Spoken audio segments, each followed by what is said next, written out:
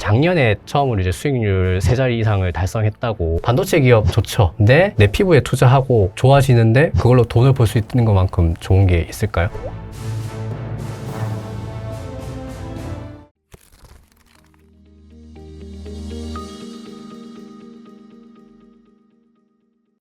요즘에 송일아 기자가 저희 데뷔한 지 얼마 안 됐거든요. 네. 댓글에 가운데 앉아있는 아줌마 누구냐고 막 댓글에 상처받아가지고. 마상 입어가지고 아줌마 네. 맞고요. 와이스트리 송일아 기자입니다. 콘텐츠 팀장을 맡고 있습니다. 우리 홍진채 대표님은 사실은 소개가 필요 없는 분이긴 한데 라쿤자산운용의 홍진채 대표님 오랜만에 와주셔서 고맙습니다. 이렇게 시작한 거예요? 네네. 반갑습니다. 새해 복 많이 받으세요. 새해 복 많이 받으세요. 약간 분위기가 바뀌었네요. 그쵸. 네, 네, 좀 화사해졌어요. 아, 바꿔가고 있어요. 네. 그동안은 이제 저 혼자 해서 칙칙했는데 아, 오늘은 저희가 조지 소로스에 대해서 좀 이야기를 나눠보려고 합니다. 조지 금융의 소로스. 연금술이라는 책이 또 최근에 나와가지고 네. 이름에 R 발음이 들어있으면 발음하기 어려워 참. 조지? 조지 소로스. 조지 소로스라고 네. 하면 되나요? 네, 조지. 이분이 워런 버핏하고 동갑이에요. 제가 알기로 1930년생. 30년생. 물론 이제 투자자로서 은퇴는 조금 일찍 하셨다고는 하는데 한 10년 맞아요. 됐나? 은퇴한 지 한참 되셨어요. 근데 진짜 그 위대한 투자자로 꼽히고 있고 조지 소로스에 대해서 이야기해 볼 때는 근데 사실 조지 소로스 하면 막 투기꾼 이미지가 네. 좀 강하잖아요. 어떻게 생각하세요? 저는 투자와 투기의 구분을 별로 좋아하지 않아서 뭐 투기꾼이면 투기꾼인 거죠 뭐. 아, 그럼 투자와 투기를 같은 맥락에서 보시는 건가요? 같은 어차피 맥락은 뭐 아니지만 돈 벌려고 하는 거 아니에요? 결과적으로 네, 제가 좋아하는 책 중에 주식하는 마음이라는 책이 있는데 예, 그 책에 이런 그 말이 저자 나오더라고요. 훌륭하신 예, 아주 훌륭하신 분. 네. 그 책에 투자와 투기를 구분하는 건 별로 중요하지 않고 그래서 투자 철학이라는 용어도 별로 안 좋아하고 그러면서 그 저자분이 하신 말씀이 높은 확률로 돈을 벌 수 있는 원칙의 집합을 찾아내는 게 중요하다. 저도 읽은 지 오래돼서 가물가물한데 대충 그런 내용이 있었어요. 네. 그러니까 이건 돈 벌려고 하는 거고 돈을 벌기 위해서 그냥 아무 생각 없이 샀다 팔았다 하면 안 되잖아요. 그럼 단기간에는 돈을 벌 수 있을지라도 지속 가능성에 대해서는 지속 가능하지 않다라고 봐야 되는 거니까 그러면은 의사결정을 함에 있어서 어떤 원칙들이 있어야 할 텐데 그 원칙들이 말이 되고 내가 써먹을 수 있는 거고 그러면 되는 거 아니냐 싶은 거죠. 네, 그게 제 생각이랑도 일치하고요. 그래서 조지 소로스 같은 경우에는 워런 버핏은 좀 좋은 말씀 많이 해주시잖아요. 네. 뭐 나는 기업의 가치를 보고 뭐 시세가 변동하더라도 흔들리지 않고 뭐 나는 주가가 하락할수록 더 희열을 느끼고 막 뭐 그런 되게 좋은 말씀들 많이 네. 해주시니까 사람들이 듣기에 좀 마음이 편하고 그래서 여기에 훌륭한 투자, 좋은 투자 뭐 이런 말을 붙이고 싶은 것 같아요. 네. 그 반면에 소로스 같은 경우에는 일단은 어떤 식으로 투자하는지도 잘 모르겠고 근데 투자의 그 결과물 면면들을 보면은 뭐 영국의 파운드화가 폭락할 때 이게 소로스가 한 거다. 그 다음에 네. 한국의 IMF 그때 바트화 폭락할 때, 링깃화 폭락할 때도 맞아요. 이거 소로스가 트리거를 당긴 거다. 뭐 이런 얘기가 있으니까 이로 인해서 그 수많은 금융위기들의 주범이 소로스인 걸로 인식이 되는 거고 네. 그러니까 저 나쁜 놈만 없었으면 우리가 이렇게 고통받지 않았을 텐데 네. 뭐 이런 생각이 드니까 예. 좀 나쁜 사람이라는 이미지를 씌우고 싶은 거고 거기에 아무래도 투자자보다는 투기꾼 일단 그 명칭부터가 한쪽 투자는 투자자이고 투기는 투기꾼이잖아요. 아니 둘 다 한자인데 한쪽은 왜 투자자라고 해주고 네, 아무튼 투기꾼이라고 멸칭을 붙이는 거죠. 그러니까 투자와 투기라는 그 말을 쓸 때는 저는 그렇게 생각해요. 그냥 누군가를 좀 비난하고 싶을 때, 좀 깎아내리고 마음에 안 들 싶을 때 투기라는 말을 쓰고 좀 좋게 포장하고 싶을 때 투자라는 말을 쓰고 저는 그게 오히려 더 진실에 가깝다라고 생각해요. 그래서 부동산도 보면은 부동산도 부동산 투자라고 할 때도 있고 부동산 투기라고 할 때도 있잖아요. 그러니까 뭔가 이 단점을 지적하고 있을 때는 이 부동산 투기꾼들 뭐 이렇게 얘기를 하잖아요. 그래서 그냥 화자의 의도가 담긴 발언이다. 저는 그렇게 보는 편입니다. 근데 그 아까 꾸준히 돈을 벌 수 있는 그 의사결정의 원칙 말씀해 주셨는데 사실 조지 소로스가 뭔가 이론, 원칙 이런 거 되게 좋아하세요. 그 이론으로 남기려는 분이기도 하고 금융의 연금술 이 책이 간단합니다. 한 600페이지 조금 안 돼요. 네, 짧아요. 네, 되게 가볍기도 하고 네, 한 손으로 들 수 있어요. 네, 아령처럼. 네 아령처럼. 우리가 금융의 연금술 조지 소로스를 공부해야 하는 이유? 네. 이 영상을 왜 들으셔야 네. 하는지 그것 좀 설명해 주세요. 굳이 조지 소로스냐 보다도 좀 더 앞단의 얘기를 하고 싶은데 네. 우리가 투자를 공부한다라고 했을 때 뭘 공부하죠? 누구한테서 뭘 배우죠? 그렇죠. 일반적으로는 어려운. 일단은 보통은 뭐 스터디를 하거나 예. 아니면 어떤 뭐 강의를 들으러 가거나 그렇죠. 아니면 책을 찾아보거나 기초 용어부터 뭐 이제. 그쵸, 예. 예, 기초 용어, 뭐 시가총액은 무엇이고, 뭐 주식 거래하는 방법, 뭐 이런 거에 매뉴얼이 있으니까 네. 이런 거는 뭐 정답이 있는 거잖아요. 시가총액은 무엇이며, 뭐 어느 사이트 들어가서 뭘 클릭해야 매수가 된다. 이런 거는 뭐 정답이 있는 거니까 그런 거는 기능을 익히는 건데 그걸 넘어서서 어떤 주식을 어떻게 골라서 어떻게 사고 팔고 해야 되는지에 대해서 애초에 근본적으로 우리가 누구한테서 배우느냐 그걸 좀 따져보자고요. 누구한테서 배우는 게 좋은 배움이라고 할 수 있을까요? 우리가 뭐 바둑을 잘 두고 싶다 아니면은 뭐 복싱을 배우고 싶다 그러면은 그냥 가까운 곳에 가도 훌륭한 분들이 많이 계시잖아요. 그렇죠. 네. 그래서 그분들이 다 뭐 선수를 하셨던 분들이고 어떤 대회에서 어떤 입상을 하셨던 분들이고 그분들이 전국에 다 퍼져 계시잖아요. 그분들에게 배우면은 내가 한 달, 두 달, 석 달, 1년 열심히 배우면 내 실력이 늘어나잖아요. 네. 그런 것처럼 투자도 생각하는 경우가 되게 많죠. 그게 자연스러운 거죠. 우리가 지금까지 해왔던 거고. 네. 근데 막상 투자를 배우러 누군가에게서는 배웠는데 그게 눈앞에 보이는 사람이든 책이든 뭔가로부터 배웠는데 배우고 나서 내가 잘 배웠다라는 거를 내가 어떻게 알 수 있죠? 투자 수익률? 수익률? 오케이. 한참 지나봐요. 네, 그렇죠. 그러니까 요 두 가지가 이제 전형적인 두 가지 대답인 거죠. 일단은 내가 오늘 누군가에게서 무슨 주식 사세요라고 말을 듣고 배워가지고 주식을 샀어. 돈을 버나요, 잃나요? 잃을 수도 있지만 벌 수도 있죠. 그러면은 어떤 주식을 말만 듣고 그냥 대충 샀는데 한 달 동안 50% 수익률이 났다. 그럼 내가 주식을 잘 배운 거냐? 이제 이 콘텐츠를 오래 하신 두 분은 아실 거잖아요. 그게 굉장히 위험한 거다. 그렇죠. 예, 또 첫 끝발이 비속어를 쓰면 안 되고 첫 예, 끝발이 전문 된 끝발. 전문 예. 전문 용어로 뭐라고 하지? 그 초심자의 행운. 네. 예. 예. 초심자의 행운이라는 게 오히려 굉장히 위험한 그렇죠. 거잖아요. 네. 이 영역은 기본적으로 불확실성이 굉장히 많이 지배하는 곳이고, 그럼 여기에서 그냥 아무렇게나 하더라도 랜덤하게 의사결정을 하더라도 좋은 결과가 나올 수 있단 말이에요. 근데 그렇게 했을 때 그 좋은 결과를 보고 내가 잘했구나라고 판단을 하고 이런 식으로 계속 더 투자를 하다가는 안 되겠죠. 네. 네. 그러면은 시간이 지나고 몇 번 깨져보고 하면은 내가 잘못 배웠나 하는 깨달음을 얻을 수는 있겠지만 물론 그게 일반적으로 겪는 정상적인 과정이에요. 저도 네. 그랬고. 근데 문제는 이렇게 해서 2년이 지나고 3년이 지나고 했을 때 그렇다고 해서 과연 좋은 학습이라는 걸 우리가 할 수 있는가? 라는 질문을 좀 던져봐야 되거든요. 그냥 결론부터 말씀드리자면은 일단은 본인이 잘하고 있다라고 스스로 판단하기 위해서는 저는 두 가지가 필요한데 일단 첫 번째는 스스로의 수익률을 체크를 해야 된다. 이것조차 안 하시는 분들이 되게 많아요. 보통 개인 투자 아니면 펀드 매니저도 마찬가지인데 자금이 출납이 계속 있잖아요. 네네. 출납이 계속 있을 때 이 수익률을 트래킹하기가 꽤 까다로워요. 어려워요. 네, 네, 까다로워요. 생각보다 예. 어려워요. 요거는 그 버핏 클럽이라는 곳에 제가 칼럼을 하나 써놨는데 글자 이거 보시면 쓰시니까. 있어요. 네. 네. 수익률 측정하는 기본이 있어요. 예, 기본 기능이 있는데 네, 그게 약간 귀찮거든요. 네. 그래서 보통 그렇게 안 하세요. 안 하시고 그리고 뭐 수익률보단 수익금이 중요하지 뭐 그러시면서 이제 확 넣어서 확 벌고 이러면 된 거 아니냐 뭐 이러시는 분들인데 뭐 그 말씀도 어느 정도 타당한데 그거랑 별개로 수익금이 중요한 건 당연히 중요하죠. 네. 당연히 중요한데 그거랑 별개로 수익률이라는 거는 측정을 해야 돼요. 해야 된다. 해야 주변 사람 대비 아니면 시장 대비 다른 전략 대비 내가 어떤 성과를 냈는지 그리고 수익률에 대해서 내 변동성이 얼마인지 MDD가 얼마인지 이거 네. 측정하는 사람 거의 없잖아요. 거의 그렇죠. 없거든요. 네. 이런 거를 측정을 해야 내가 좋은 투자를 하고 있는지 내가 잘한다라고 말을 할 수 있는지를 판별을 할 수 있게 되고 그게 첫 번째.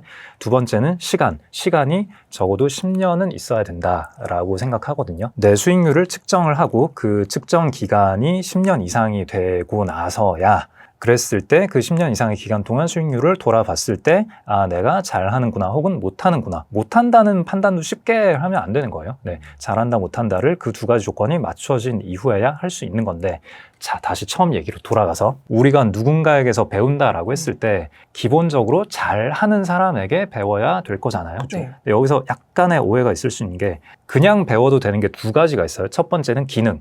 뭐 HTS 사용법, 기능. 뭐 시가총액이 뭐냐, PER이 뭐냐, 뭐 이런 설명서대로. 거는 설명서. 뭐 요거는 그냥 가까운 데서 잘 설명해 주는 사람한테 그냥 배우면 돼요. 그 다음에 그 현재 시장이 돌아가고 있는 상황, 팩트들, 분석들, 요런 것들도 투자를 잘하냐 못하냐랑은 조금 독립적으로 잘 하시는 전문가 분들이 있어요. 특히나 뭐 애널리스트 분들. 그러니까 보통 오해하시는 게 애널리스트가 투자의 전문가다. 의사결정의 전문가다라고 착각하는 경우가 많은데 투자 의사결정보다는 분석의 전문가라고 보는 게 좀 더 그렇죠. 정확하죠. 그래서 어떤 사안이 있었을 때 매크로에 어떤 이슈가 터졌거나 아니면 기업이 어떤 공시를 했거나 했을 때 이게 어떤 의미인지 회사가 좋은 의사결정을 한 건지 아닌지 이게 뭐 다른 회사들에게는 어떤 영향을 미칠지 앞으로 이 회사의 수익성에는 어떤 영향을 미칠지 이런 것들은 애널리스트 분들이 굉장히 잘해주시고 또 개인 분들 중에서도 그런 분석을 잘하시는 분들은 또 네. 많이 있으시죠. 네네. 그런 것들은 주변에서 잘하시는 분들에게 배우면 돼요. 이런 건 분석을 잘한다 못한다는 그래도 쉽게 딱 드러나잖아요. 어떤 네, 사안을 네, 딱 봤을 때 절절절 얘기가 나오면은 네, 네. 그러면 일단 못하는 건 아닌 거잖아요. 그냥 네. 맞고 틀리고를 떠나서. 그런데 중요한 거는 요 두 개는 일단 제끼고 기능과 분석력을 제끼고 의사결정, 투자 의사결정을 하는 방법에 있어서는 의사결정을 잘하는 사람을 별도로 찾아서 배워야 할 텐데 그걸 잘하는 사람을 찾기가 굉장히 어렵다. 사실 의사결정이 처음이자 끝이죠. 네, 처음이자 끝이죠. 근데 의사결정을 우리가 누군가에게 주식 투자를 배우러 간다라고 했을 때 그분이 가진 여러 가지 기능이 있을 거잖아요. 이건 아까 말씀드린 그런 기능을 잘 설명해 줄 수도 있고 아니면 분석하는 방법을 잘 가르쳐 줄 수도 있고 의사결정하는 방법을 알려줄 수도 있겠죠. 이 세 가지가 대부분의 뭐 강좌나 유튜브 컨텐츠나 여기에 다 복합적으로 있는데 요걸 좀 구분할 필요가 있고 기능과 분석에 대해서는 잘하는 사람들이 꽤 많다. 근데 의사결정을 지금 나에게 무언가를 가르쳐주고 있는 이 사람이 의사결정을 잘하는 사람인가 아닌가는 검증하기가 굉장히 어려워요.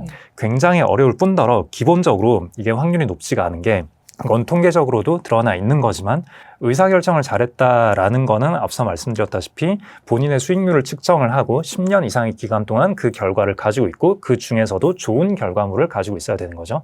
이거 자체가 빈도가 굉장히 낮아요. 전체 투자자의 10% 미만. 빈도로 놓고 보면 10% 미만이고 그 중에서 대중에게 드러나기 위해서는 그 10% 중에서도 또 10분의 1 미만이라고 생각하거든요. 그래서 100명의 투자자가 있다면은 실제로 좋은 실력을 갖추고 그 실력을 갖춘 사람이 내 눈앞에 뭔가를 제공해 줄 가능성은 100분의 1. 1% 미만이다. 더 낮아지죠. 네, 엄청 낮은 거예요. 네. 그렇게 봤을 때 우리가 투자 의사결정을 배울 수 있는 나에게 의사결정을 가르쳐 줄 수 있는 사람은 정말 손에 꼽을 정도인 거거든요. 네. 그래서 그 중에서 거인의 어깨라는 책에서 꼽는 사람이 4사람인데 여기서 수익률이 검증된 사람은 또 엄밀히는 3사람밖에 없어요.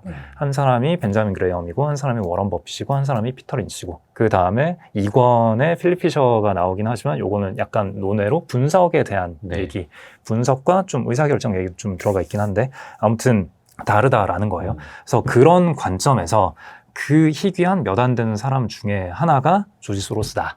그러니까 왜 조지 소로스로부터 배워야 하느냐라는 질문보다는 왜 안 배워야 하느냐라는 말에 대답하기가 훨씬 어렵다라는 거죠. 그냥 훌륭한 수익률을 가지고 있고 그리고 본인이 어떤 근거로 어떤 원칙으로 의사결정을 하는지를 굳이 책을 써서 남겼다라는 거는 그 자체로 약간 인류의 보물 같은 거죠. 좀 과장해서 표현하자면. 기능, 분석, 의사결정을 다 잘하는 사람? 이렇게 기억을 해도 될까요? 다 잘한다라기보다는 사실 분석은 의사결정의 첨단으로 가면 분석은 또 아웃소싱을 하는 경우가 많거든요. 그치. 그리고 기능 같은 경우에는 그냥 기본기니까 이거는 뭐 당연히 잘 알고 있는 거고 그래서 분석보다는 의사결정에 좀 더 무게추를 두면 좋을 것 같아요. 분석력만 놓고 보면은 뭐 어떤 예를 들어서 뭐 인공지능, 엔비디아 팔란티어 그런 회사들을 봤을 때 이 회사들을 조지 소로스가 세상에서 가장 분석을 잘할 거다? 그렇진 않죠. 네. 그렇지만 그렇죠. 어떤 분석 결과를 놓고 의사결정을 잘할 거냐 못할 거냐에 대해서는 조지 소로스가 상당히 높은 위치에 올라가 있다라고 기대할 수 있는 거죠. 그러니까 뭐 예를 들어서 80년대 예를 들어서 뭐 파운드와 공격 그 당시 이야기들을 다 기록으로 남겨놨더라고요. 그리고 그 배경들 본인이 그렇게 결정을 한 이유들 보면서 이 선생님이 굉장히 좀 꼼꼼하신 분이구나 한 번 더 느낄 수 있었습니다. 참고로 그 파운드와 공격은 그 이후라서 네. 87년 92년. 네네. 그 앞에는 플라자 합의 이후에 엔화 플라자 약세에다 합의. 베팅했던 네네네. 거 맞아요. 그게 네. 85년부터고 네네. 92년이 파운드와 공격이고 97년이 이제 태국 바트와 네네네. 공격이고. 뭐 나중에 편집. 아닙니다. 보긴 봤습니다. 저도 헷갈렸어요. 그렇다면 대표님이 생각하실 때 그 거인들의 어떤 순위도 있나요? 의사결정을 잘하는 순위? 그런 거는 없어요. 얘기하기 좀 어려운 것 같아요. 가르침을 준 스승. 이 스승한테는 이런 걸 일하는 건- 배우고 예, 저 스승한테는 저런 걸 그쵸, 취하자. 약간 그쵸. 그렇게 그치, 생각하는 그쵸. 거예요. 다. 네, 네. 그렇죠. 예, 스승 2명이 계신데 막 네. 스승 A보단 스승 B가 더 좋아 막 뭐 이러는 건 너무 그 좀, 거인의 예. 어깨, 이쪽 어깨 올라갔다가 저쪽 저쪽 사람 어깨 어깨 올라갔다가, 올라갔다가 이렇게 예. 점프 하는 거예요. 그 조지 소로스가 사실은 철학도 전공을 했더라고요. 네. 근데 스스로를 실패한 철학자라고 네. 이야기를 한다면서요? 네. 왜 그러는 거예요? 그럼 거꾸로 성공한 철학자는 어떻게 정의되는 걸까? 그러게. 성공한 철학자는 누구죠? 그거를 누가 정한 예, 거죠? 그쵸. 음. 그러니까 우리가 생각하기에는 그냥 지금까지 우리가 알고 있는 현 세대의 우리에게까지 이름을 남긴 철학자, 뭐 플라톤, 아리스토텔레스, 네. 뭐 아니면은 요즘 인기 뭐 그 많은 이외에 쇼펜하워. 네, 뭐 근현대의 여러 철학자들 네. 있잖아요. 뭐 그런 분들이 당연히 지금까지 우리가 이름을 아는 이유는 그들의 사상이 현재까지도 영향을 미치고 있다라는 뜻인 거잖아요. 그러면은 그가 철학계에서 어떤 무언가를 이론을 제시해서 다른 사람들이 특히 다른 철학자들이 인정을 해주고 어떤 사상적인 조류가 생기면은 그러면은 성공한 철학자라고 볼 수 있겠죠. 요 기준을 따라오자면은. 네. 근데 그렇진 않잖아요. 철학을 전공했고 철학 관련해서 막 논문도 쓰고 했지만 좋은 평가를 받지 못했단 말이에요.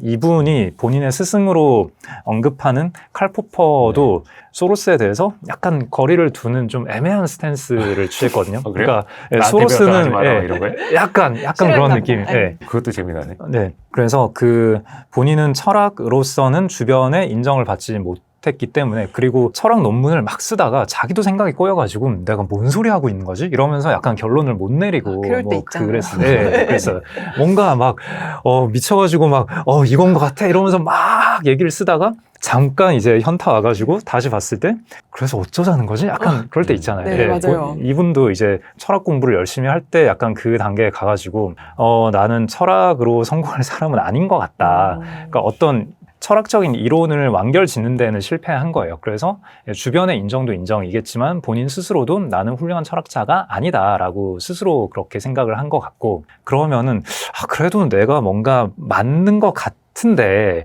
라는 느낌이 들 때가 있잖아요. 그러면 이거를 철학적인 그러니까 논리 싸움으로 내가 인정받자보다는 이게 결국은 철학이라는 게 결국은 세상이 돌아가는 원리에 대한 얘기인 거잖아요. 네. 인간이란 무엇이며 인간 세상은 어떻게 구성이 되어 있고 이 세상은 무엇이며 약간 이런 얘기잖아요. 네.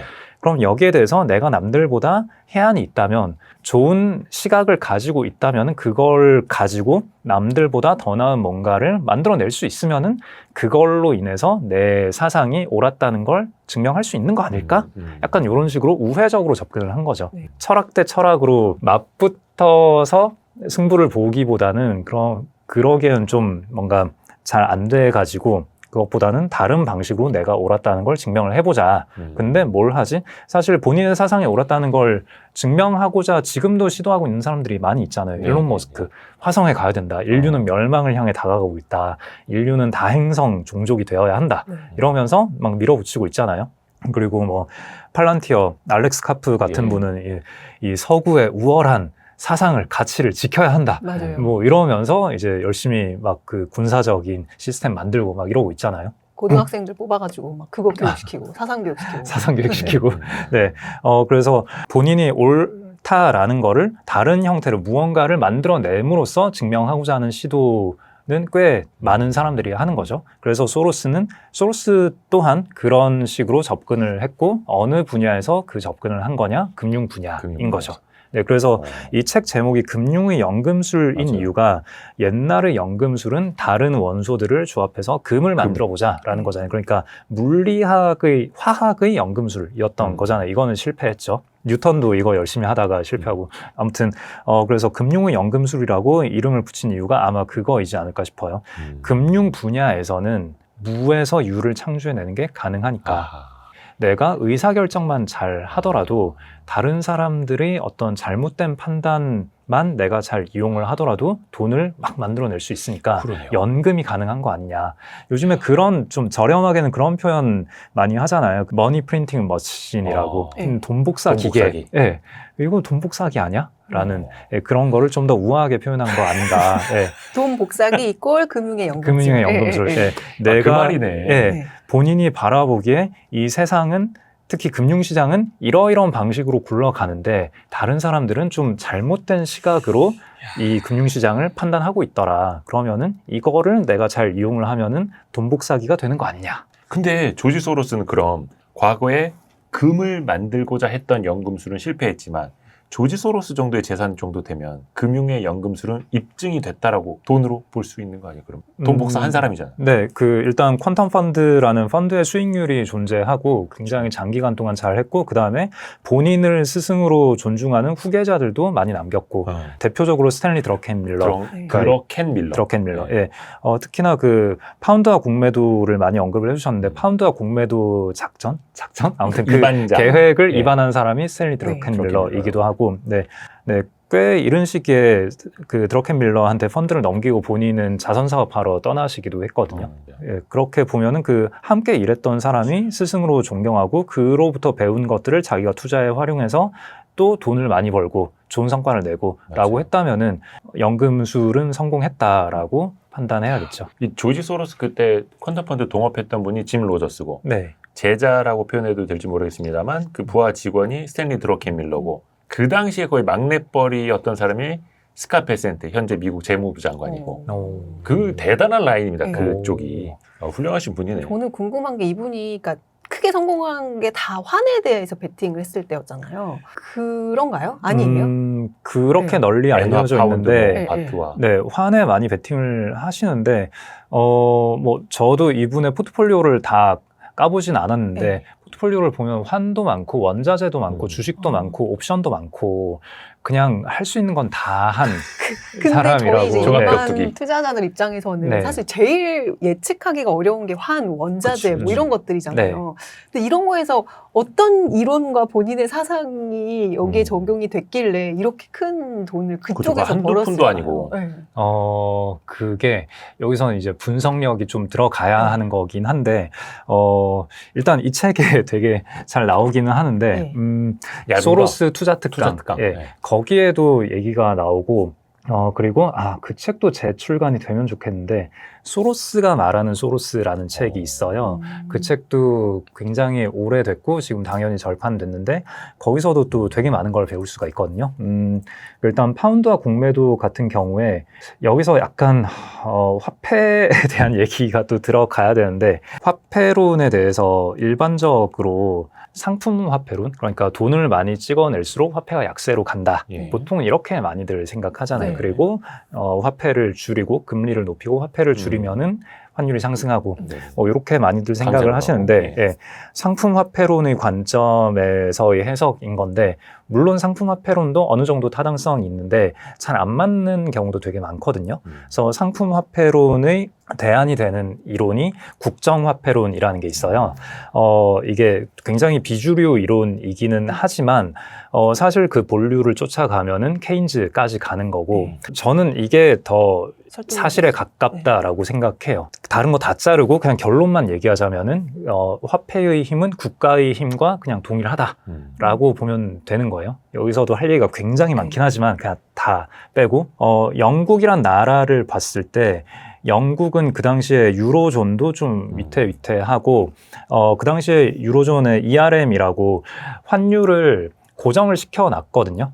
독일 마르크로에. 네, 그렇죠. 유로를 안 쓰고 있었으니까 유로존이라고 독일 하기는 마르크. 좀 그렇고, 네, 그 환율을 특정 범위에 고정을 시켜놨는데 이거를 유지하기 위해서는 그 국가의 생산성과 국력이 그만큼 쫓아와 줘야 되는데 소로스가 보기에 영국이란 나라는 이제 지는 나라이고 아무래도 이걸 유지하기가 어려운데 근데 억지로 환에 개입을 해서 파운드화 환율을 유지를 하고 있었다라고 판단을 했어요. 그러면은 거기에 더해서 그러면은 이 영국 당국에서 환율을 계속 유지를 하려면은 가지고 있는 외환을 계속 소비를 해야 될 거잖아요. 그러면은 어디까지 환을 버틸 수 있을 것인가. 외환 보유고는 공개가 되니까 그걸 가지고 계산을 해본 거죠. 그러면은 파운드화가 어디까지 떨어졌을 때 얘네는 손을 들 수밖에 없을 거다라고 생각을 하고 못 버틴다. 네, 그래서 그 분석을 드러켄 밀러가 했죠. 그래서 정확한 금액이 기억이 안 나는데 예를 들어서 한 10만 파운드를 빌려서 공매도를 하자라고 드러켄 밀러가 얘기를 했어요. 그랬더니 소로스가 듣고 괜찮은 전략이다, 해볼만 하다. 근데 10만 파운드 말고 100만 파운드 빌리자 10배를 한 거예요. 네. 예. 근데 이게 당연히 기본적으로 베팅 금액을 늘린다라는 거는 위험을 더 키우는 일이잖아요. 근데 당시에 베팅한 게 100억 달러래요. 100억 파운드와 달러. 공매도. 네, 100억 달러. 그러면은 와, 네. 그 92년. 네. 그러면은 그 드러켄 밀러가 10억 달러를 베팅을 하자. 네. 공매도를 하자라고 했는데 소로스가 듣더니 그럼 100억 달러 하자. 뭐 이런 식으로 했나 보죠. 네. 나 10만 원만 빌려줘 이것도 아니고. 네. 야. 네, 그래서 그 일반적으로 그 베팅 금액을 더 늘린다라는 건 더 위험을 짊어지는 그렇죠. 행위인 거잖아요. 그렇죠. 당연히 이 건에 대해서도 그건 맞는데 이 위험이 크다라는 거는 실패했을 때 내가 잃는 금액이 크다라는 거잖아요. 근데 이거랑 함께 또 봐야 되는 게 성공 가능성. 그렇죠. 일반적으로는 내가 베팅 금액을 늘린다라고 해서 성공 확률이 더 높아지진 않죠. 근데 지금 같은 경우에는 그들의 정교한 계산이 있었잖아요.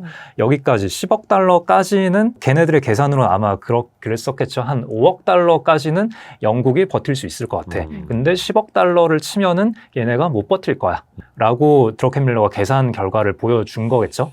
보여줬다면은 소로스가 보기에 만약에 이 계산이 틀렸다면 한 2배 정도 틀렸으면은 우리가 10억 달러 공매도 했는데 얘네가 10억 달러를 받았어. 그러면은 우리는 실패해 버리는 거잖아요. 근데 100억 달러를 해버리면 계산이 한 30-40%는 틀릴 수 있어도 틀려도. 계산이 10배나 틀릴 가능성은 굉장히 낮은 거잖아요. 그러니까 100억 달러를 빌려서 베팅을 하면은 우리의 성공 확률이 어마어마하게 더 높아지니까 이게 더 안전한 베팅이 되는 거죠. 와.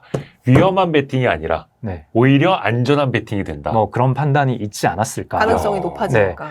그러니까 이게 소로스 정도 되면은 완전 탑티어에서 플레이어들이 누군지가 다 보이잖아요. 그러니까 포커판에서 한 5명이서 포커를 치고 있으면은 대충 패가 계산이 되잖아요. 100만 명이 잘하는 포커를 사람들. 치고 있으면은 누가 뭘 들고 있는지 뭘 넣는지 계산이 안 되잖아요. 근데 5명이서 포커 치고 있으면은 그럼 내가 여기서 블러핑을 한번 하면은 쟤는 아마 드랍을 폴드를 할 거야. 뭐 요런 판단은 할 수 있잖아요. 마치 그런 식인 거지. 여기에서 이 시장에서 10억 달러 단위로 할 수 있는 플레이어는 영국 당국이랑 독일이랑 일본이랑 미국이랑 그런 국가 레벨 아니면은 10억 달러 이상을 운용하는 다른 헤지펀드들.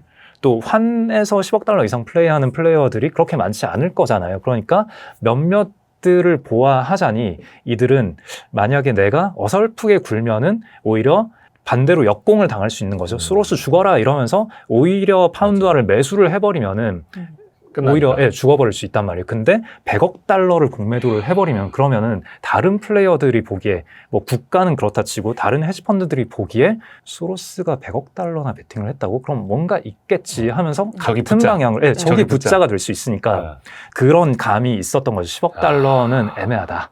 그래서 100억 달러면은 내가 확실히 이길 수 있다. 그런 생각을 한 거죠. 사실 이 정도면 갬블러 아니에요? 뭐 근데 그게 다 계산이 돼 있었다라는 거예요. 그냥 눈 감고. 근데 아니, 사실 계산을 10억 달러어치만 계산이 돼 있었던 거잖아. 여기서 100억으로 더 올리는 안전하게. 거는 내가 이걸 베팅하겠다라는 거잖아요. 그게 뭐 나쁜가요?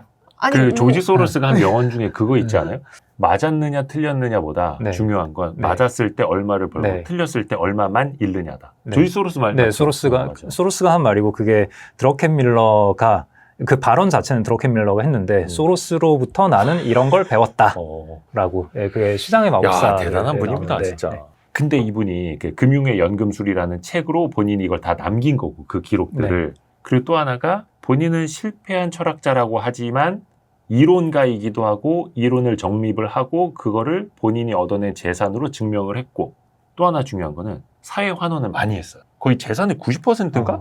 그게 기록된 것만 우리나라 돈 한 35조 원을 기부를 했대. 근데 버핏의 기부는 사람들이 와 막 해. 근데 소로스의 기부는 그거 가지고도 막 평가가 엇갈리더라고요. 네.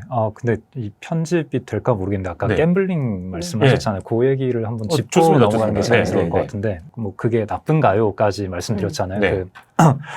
도박을 할 때에도 물론 여기서 블러핑을 하느냐, 뭐 상대방이 블러핑이라고 간파하느냐 아니냐, 뭐 이런 여러 가지 변수들이 들어가긴 하지만 기본적으로 이것도 확률 게임이거든요. 그래서 도박 관련해서도 여러 가지 책들이 있는데 그 책들에서 하는 얘기가 기본적으로 한쪽은 확률, 상대방 패를 보고 내 패를 보고 여기에서는 이러이러한 확률이 이렇게 변해가고 있고 내가 유리한가 아닌가 그거이고, 두 번째는 그 상대방의 성향, 얘가 블러핑을 하냐 아니냐, 그리고 나는 어떤 식으로 행동해서 상대방이 내 의도를 간파하지 못하게 하느냐, 이런 서로 간의 인터랙션에 대한 얘기, 요 두 개가 반반씩 차지를 하거든요. 네.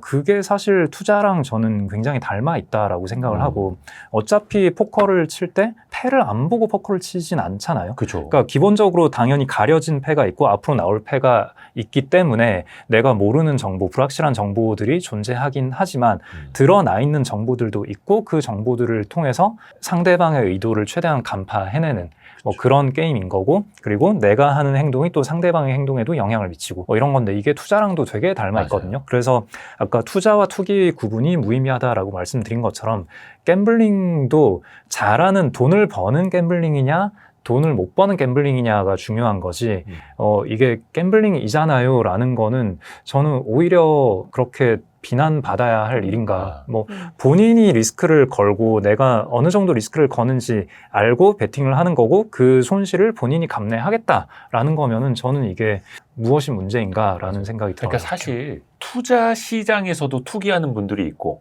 그리고 도박판에서도 투자를 하시는 분들이 있어요. 계산을 통해서. 무엇을 하느냐보다는 이제 어떻게 하느냐가 사실은 더 중요한 거고. 그 예전에 스타크래프트, 테란 임요환 선수가 나중에 갬블러가 됐잖아요. 프로 갬블러. 그 사람이 그걸 확률을 다 계산하는 거예요. 그냥 이게 뭐 이렇게 패 까고 이게 뭐 손으로 뭐 장난, 이게 아니라. 그러니까 그 위대한 거죠. 또 갬블러로 더 유명하신 분은 또 홍진호 선생님. 항상 두 번 말씀드려야 되죠. 갬블러로 더 유명한 분은 홍진호 선생님. 그래서 항상 2등만 하다가 포커 쪽으로 가서는 드디어 우승을 많이 하신. 네. 예전에 저희가 홍진채 대표님하고 확률적 사고의 힘이라는 책도 콘텐츠 한 적이 있거든요. 네. 그거 저희가 꼭 보셔야 할 재생 목록에 올려놔 있습니다. 꼭 보십시오. 이제 확률적 사고. 조지 소로스도 이제 그렇게 했다라는 거고. 맞다. 이 얘기 참 해야겠다. 아까 그거. 기부. 예. 기부 이야기.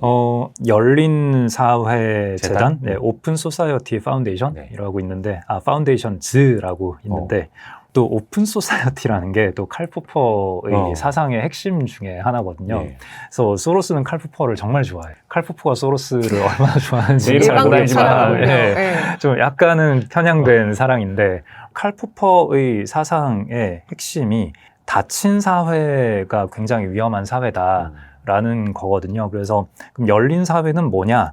그게 뭐 민주주의 사회냐, 뭐 아니면 뭐 자본주의냐, 사회주의냐, 사실 이런 디테일한 객체가 중요한 게 아니라, 열린 사회의 기본 기준은 지도자에 대해서 비판을 할 수 있느냐, 서로 다른 사상을 생명의 위협, 신체의 위협을 받지 않은 채로 서로 다른 사상을 공개적으로 얘기할 수 있느냐, 그리고 그런 사상의 교류가 실제로 지도자의 교체까지 이어질 수 있느냐, 뭐 이런 게 열린 사회의 정의인 거거든요. 그래서 대한민국도 열린 사회인 거고, 피를 흘리지 않고 지도자를 교체했잖아요. 근데 우리 네. 막 정치 이야기하면 막 장난 아니잖아요.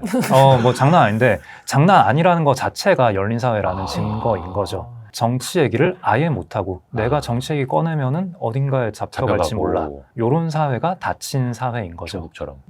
뭐 비판할 수 없는 사회가 닫힌 사회니까 비판하지 않겠습니다.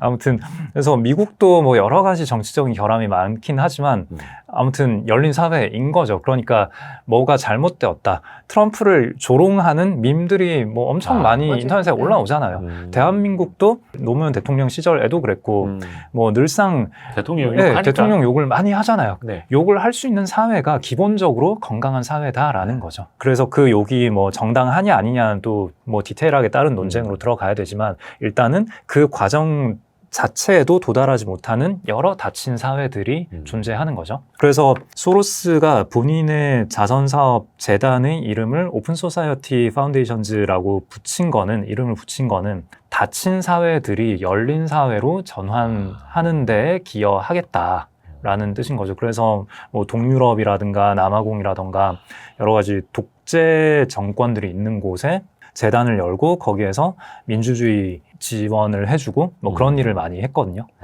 그래서 이게 좀 여러 가지로 비판자들 측면에서는 좀 여러 가지로 비판의 포인트가 될 수 있는 게 내정 간섭이다.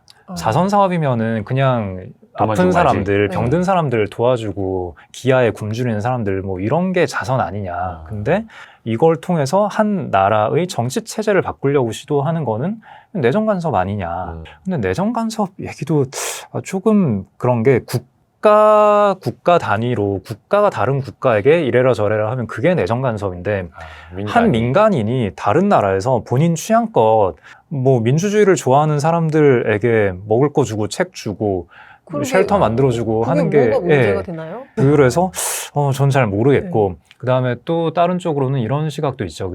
기본적으로 소로스는 악마다라는 전제를 깔고 하는 비판인데 이 사람이 금융시장에서 너무 안 좋은 이미지로 돈을 많이 벌었으니까 이미지 세탁하려고 이렇게 착한 척한다. 돈 벌고 기부 안 하는 것보다 그렇죠. 차라리. 네, 기부하는 게 그래도 안 하는 것보다 낫지 않나. 그리고 또 좀 찾아보니까 뭐 이런 시각도 있더라고요. 기본적으로 보수 진보 둘 중에 놓고 보자면 진보 쪽에 가까우니까 그러니까 좀 극우파 쪽에서는 너무 한쪽 정치 성향에 편향된 기부를 한다. 참 말들이 많네요. 말들이 많네요. 네, 35조 원이나 기부했는데. 네, 기부를 하고 말을 하시던가. 네. 재밌습니다. 또 조지 소로스 하면은 이거는 확실히 꼭 배우고 넘어가야 되는 게 하나 있습니다. 이론. 재규성 이론. 네, 그 얘기가 원래 제일 먼저 나와야 되는데. 맞아요. 사실은 조지 소로스 이꼬르 재규성 이론이에요. 근데 이거 좀 길죠? 어렵죠? 이거 쉽게 이게 할 되게 수 있어요. 쉽게 몇 할 분 수 있어요. 있으나 네. 또 홍진채 대표님의 특징. 디테일 아닙니까? 디테일. 그러니까 조지 소로스를 잘 모르시는 분들도 제가 분명- 1분 만에 정리해 드릴게요. 네. 좋아요. 자, 일단은 재규성이 뭐냐? 현실을 내가 왜곡되게 받아들이고 내가 어떤 행동을 하는 게 현실에 새로운 변화를 가져온다. 끝. 네. 기본 번만 정리가 더 이렇고. 얘기해주세요. 자, 예를 들면 네. 이런 거예요. 뭐 다시 보기 하시면 되니까. 네. 예를 들면 이런 거예요. 게임스탑 사태 기억하시죠? 네. 그 레딧에서 공매도 세력 죽어라 이러면서 주가가 막 예. 올라가고 근데 거기에서 결국은 돈 번 건 누구죠? 나중에 게임스탑 주가 다 내려왔잖아요. 네네. 네. 결국 돈 번 거는 이 게임스탑 그 네, 높은 데서 유상증자했잖아요. 그럼 게임스탑은 그 회사는 돈을 번 거예요. 네. 회사의 기업 가치가 실제로 올라간 거죠. 또 자, 스트리머들. 스트리머들. 그분들도 돈을 버셨죠. 네, 좋습니다. 리딩한 사람. 네, 게임스탑이라는 회사의 기업 가치가 원래는 얼마였는지 몰라요. 모르지만 아무튼 여기에 대해서 공매도를 해놓은 이 기관 투자자들이 많으니까 기관 투자자들을 죽이자라고 하면서 레딧에서 사람들이 막 얘기를 하고 썰을 풀고 그래서 이 사람들이 주식을 많이 샀죠. 그러니까 게임스탑이 저평가되어 있다.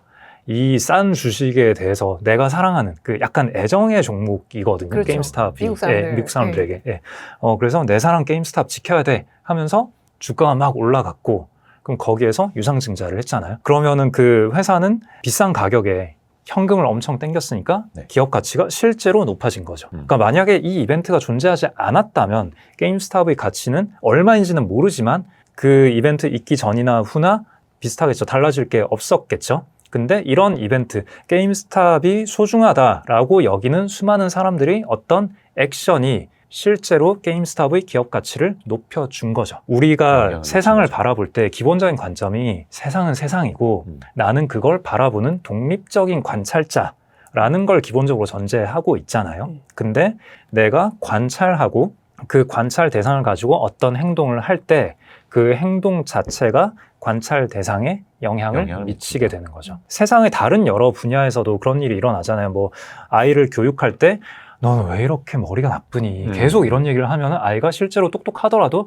나는 머리가 나쁜가 봐 이래버리잖아요. 세상은 이런 인터랙션으로 엄청 가득 차 있는데 금융시장도 마찬가지인 거죠. 우리가 기업을 분석하고 분석 결과 저평가돼 있다고 생각하는 주식을 산다. 라고 생각하지만 사실은 그 사는 행위 자체가 저평가 정도의 영향을 미치게 되는 거죠. 내가 사고 내가 사는 행위를 주변에서 알게 되고 주변에서 싸네? 하고 인정을 하고 또 따라 사면 주가가 올라가잖아요. 그렇죠. 뭐 이런 것들도 일종의 재규성인 거고 그러니까 서로 간의 인터랙션이 액션과 리액션, 체인 리액션이 계속 서로 주거니 받거니 하는 게 이 금융시장이다라는 거죠. 이게 이 시장의 본질인데 근데 일반적으로 가르치는 금융시장의 교과서적인 이야기들은 좀 크게 한 2가지 정도가 있는데 아무튼 그것들이 소로스가 보기에는 좀 잘못된 것 같다. 예, 그래서 그럼 본인이 잘못됐다라는 걸 썰풀어서 말로 이기는 건 의미가 없는 거죠. 그럼 저들이 잘못되었고 내가 옳다면은 내가 이 관점을 활용해서 돈을 벌면 증명되는 거 아니냐라는 거죠. 그래서 그 일반적인 두 가지 관점이 뭐냐면은 하나는 효율적 시장 가설, 네. 하나는 또 가치 투자라고 볼 수 있겠죠. 시장이 그냥 비효율적이다. 그러니까 싼 거 사서 기다리면 된다. 라는 요런 크게 두 가지 관점. 이 두 가지 관점이 다 어느 정도 결함이 있는 거죠. 완전히 틀렸다라고 보기는 어렵고 어느 정도의 타당성이 있지만 결함들이 존재하는 거고 그런 결함들을 발견했을 때 본인이 그 결함에 베팅을 하는 건데 거기에 한수를 더 떠서 그 결함이 교정이 되어야 하잖아요. 그렇죠. 본인의 행동 자체가 결함을 교정하는 트리거가 될 수 있다면 더 세게 영향이죠. 베팅을 할 수 있는 거죠. 조지 소로스는 그래서 막 본인이 인터뷰 때 얘기하잖아요. 어떤 종목 뭐 저평가됐다고 막 이거 사라고 하고 그리고 실제로 오르면 본인은 판대요. 그래서 욕을 네. 먹는 그 포인트가 그 포인트 아니에요? 저평가가 해소가 됐으니까. 그러니까 그거 역시 재규성 이론이에요. 본인도 그 안에 있는 네. 거고 영향을 주고 미치고 받고 막 이렇게. 예, 그게 되게 아닌 것처럼 저는 여러분과 끝까지 함께 가겠습니다 이러면서 뒤로 팔면은 이건 사기꾼인 건데 저는 이런 사람입니다. 저는 이게 저평가 됐다고 생각합니다. 님들 알아서 하십시오. 라는 거는 잘못될 게 없잖아요. 그렇죠, 그렇죠. 네. 근데 이것도 사실 걸고 넘어지잖아요. 그쵸, 그쵸. 문제가 될 수 있는데. 그래서 그 재규성 서로가 영향을 주고받고 그 본질을 알아야 된다라는 거고. 그 많이들 그래서 그렇게 비유하잖아요. 날씨를 내가 예측하는 건 전혀 날씨에 영향을 안 미치잖아요. 근데 예를 들어서 어떤 돈 많은 사람, 성공한 사람이 지금 이 주식 시가총액 작은 거 저평가돼 있다고 하면은 바로 뜨잖아요. 요즘에 막 그런 네. 핀플루언서들 많으니까. 네. 이거는 또 금융의 영역엔 얼마든지 가능하다라는 거. 네. 그래서 이거를, 그러니까 재기성이라는 거는 시장의 속성인 거고, 그렇기 때문에 그런 컨텐츠를 굉장히 조심해야 되는 그럼요. 거죠. 네. 투자자들이 염두에 둬야 되는 거는.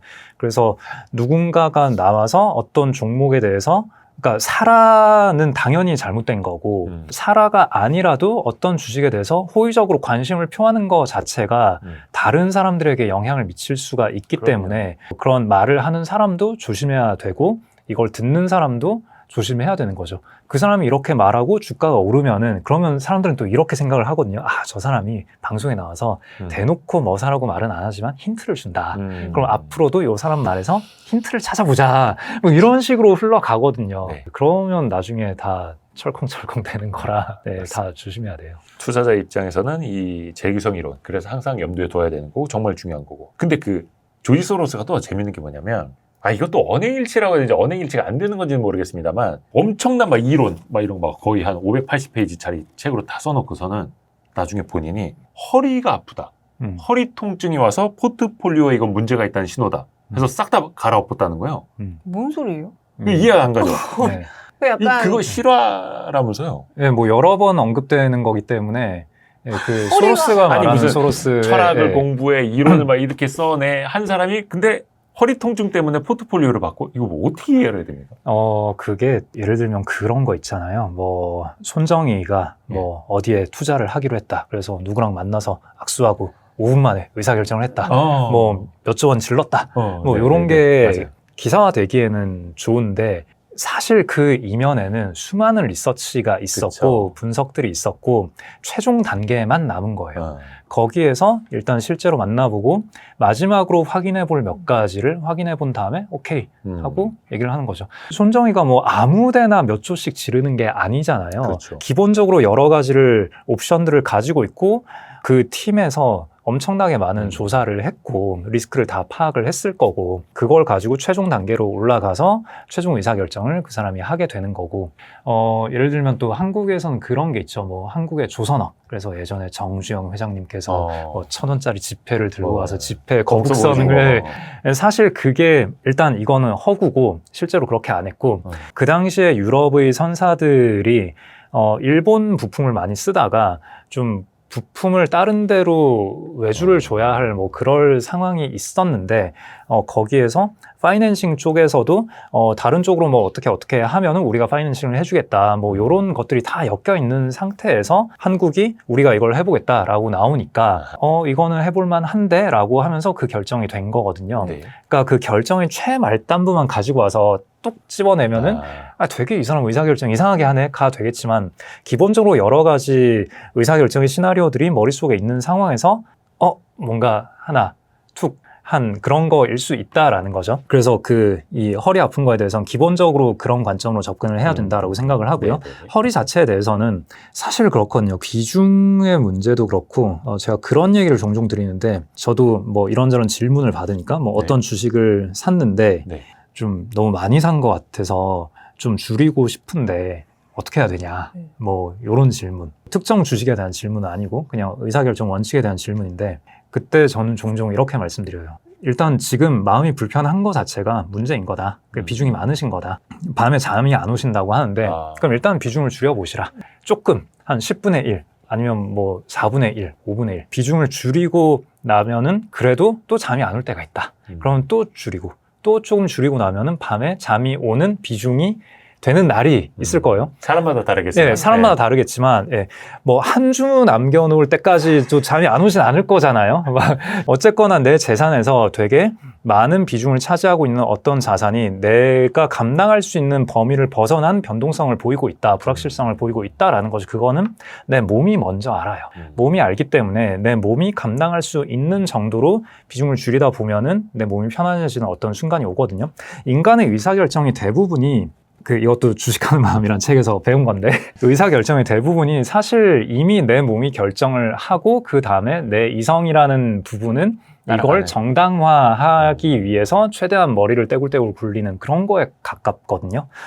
그래서 내 몸은 이미 알고 있어요. 이게 위험하다라는 걸. 근데 그게 왜 위험한지를 내가 모르고 있을 뿐인 거죠. 그래서 소로스도 그렇고 뭐 저도 되게 이게 맞나 싶을 때가 있거든요. 그래서 그 전날 밤에 막 고민해서 이거 사야지라고 생각을 했다가도 다음날 아침에 일어나서 사려고 하는데 뭔가 기분이 안 좋아. 그럼 그냥 안 사고 냅두거든요. 혹은 뭐 이만큼 사려고 했으면 요만큼만 산다던가. 그게 기본적으로 이 세상은 불확실하기 때문에 내가 옳다라는 판단 자체를 조심스럽게 하자라는 거라고 봐요. 아직 100%란 없으니까. 100%란 없으니까 허리가 아프면 뭔가 문제가 있는 거다. 밤에 잠 못 들면 뭔가 문제가 있는 거다. 그런 맥락에서 해석의 허리 문제. 그냥 뭐 꿈자리가 안 좋았다가 아니라. 그리고 또 여기에 되게 재밌는 포인트는 이건 그냥 저만의 해석인데 허리가 아플 때 비중을 줄이는 결정을 하거든요.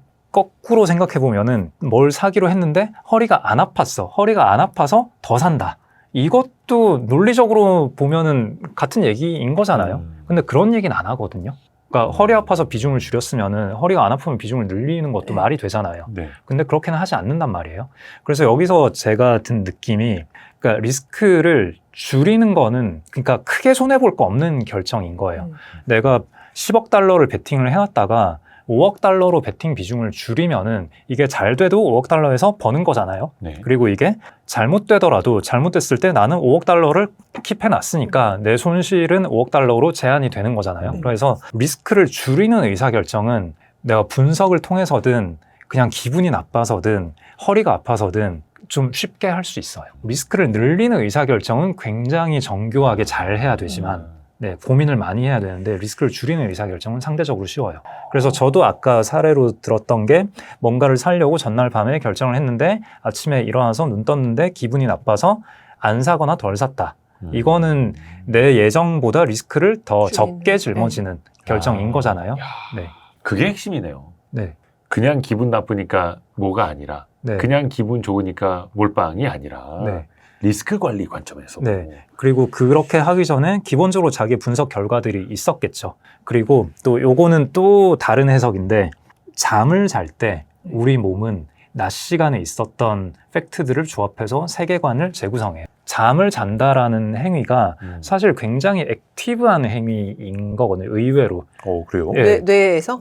뇌든 우리 신체든 그 모든 게 사실 어찌 보면 이 관점의 차이인데 예전에 저희가 잠에 관한 책도 같이 한 적이 있습니다. 맞아요. 매슈 워커의 책인데 별거 다 했습니다. 옹지태 그 책에서 흥미로운 포인트가 굉장히 많은데 사실 동물이든 식물이든 깨 있는 상태가 오히려 이례적인 상태인 이지 않을까. 그러니까 어. 원래 잠자는 상태가 기본이고 근데 잠만 계속 자다가 죽을지 모르니까 외부에서 누군가 나를 잡아먹을 수도 있고 아니면 외부에서 영양소를 더 이상 섭취하지 못해서 그렇죠. 내가 죽을 수도 있으니까 영양소 섭취하려 일어나는 거죠. 코알라처럼. 그렇죠. 일어나서 뭐 네. 먹어야 되잖아요. 그리고 내 주변이 안전한지 체크도 한번 해야 네. 되고 그러기 위해서 잠깐 일어나서 안전한가 보고 먹을 거 먹고 또 자고. 사실은.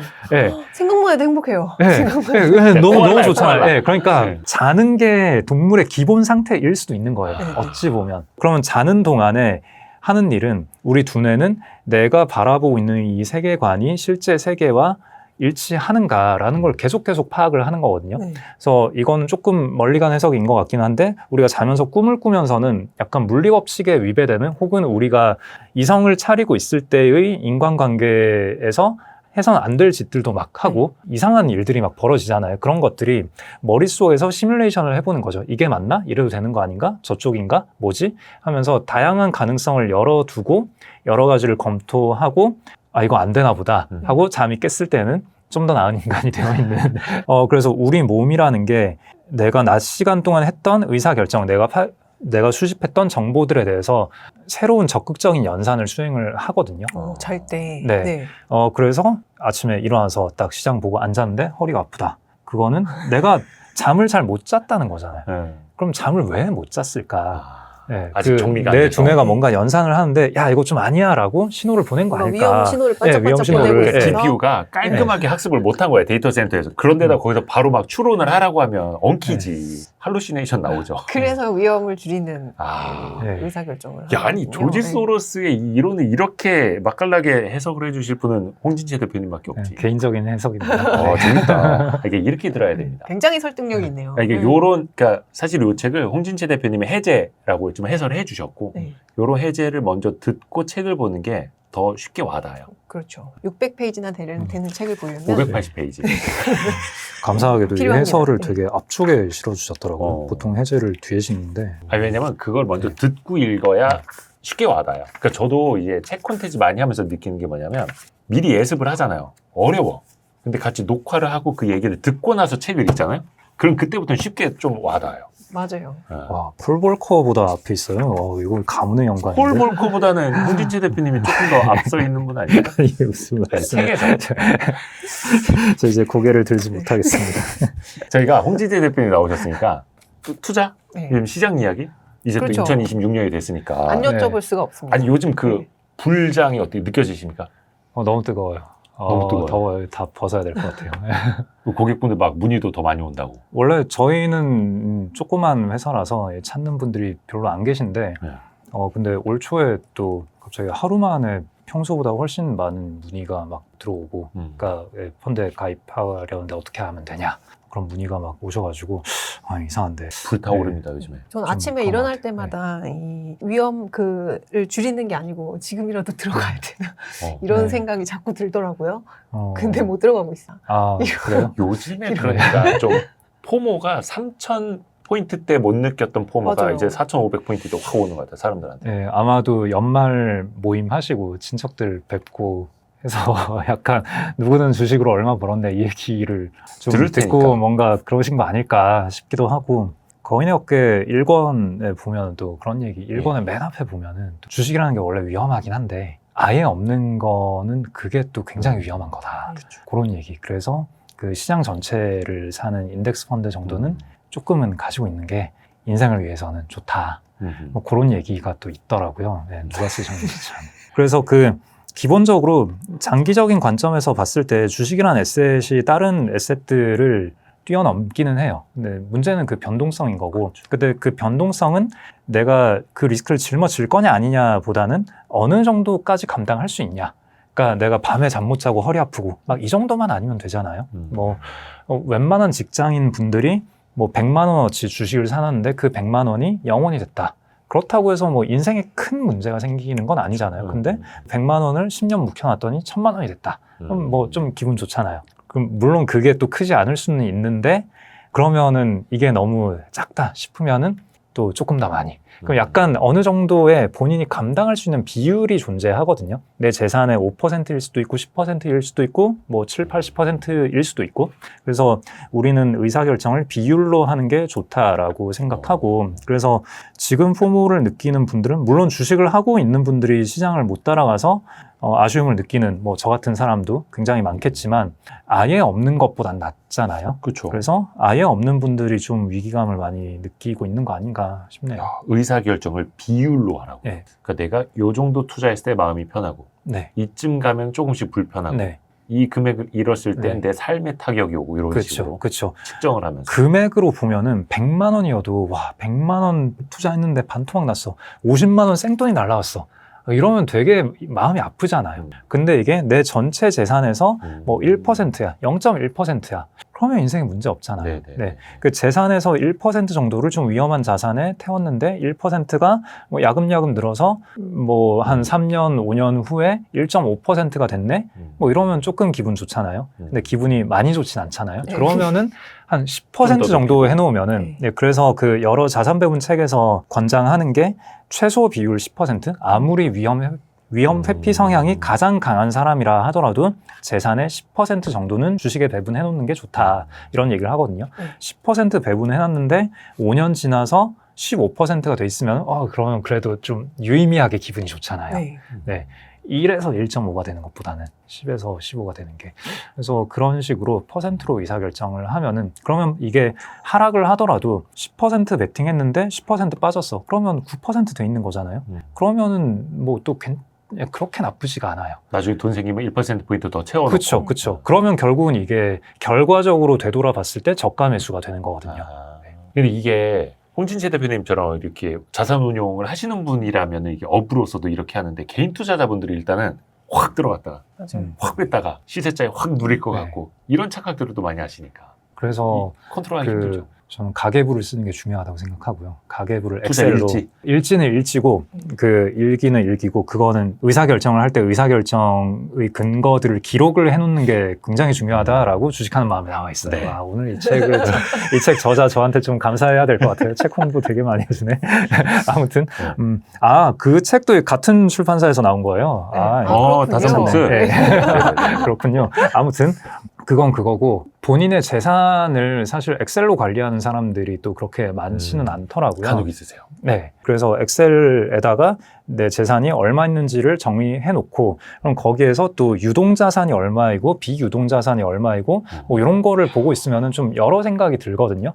그래서 이 각각의 재산을 내가 머릿속으로 생각하고 있던 비율과 실제 엑셀로 돌려봤을 때 보는 비율이 또 되게 달라요. 그리고 본인 생각보다 부유하지 않을 수도 있고 생각보다 되게 부유할 수도 있고, 또 유동성이 부족한 자산에 대해서 지나치게 높게 가치평가를 했을 수도 있고 지나치게 보수적으로 가치평가를 했을 수도 있고, 또 현금 흐름이 창출되는 자산이 있고 그렇지 않은 자산이 있고, 그러면은 그런 요소들을 놓고 어느 정도가 적절한 비율인가라고 내가 머릿속으로 생각하는 게 있을 수 있는데, 그거랑 실제 비율이 차이가 좀 많이 날 수가 있어요. 실제로 보면은 이렇게 엑셀 작업을 했을 때 내가 유동성이 되게 부족하구나라고 느껴지는 경우들도 있거든요.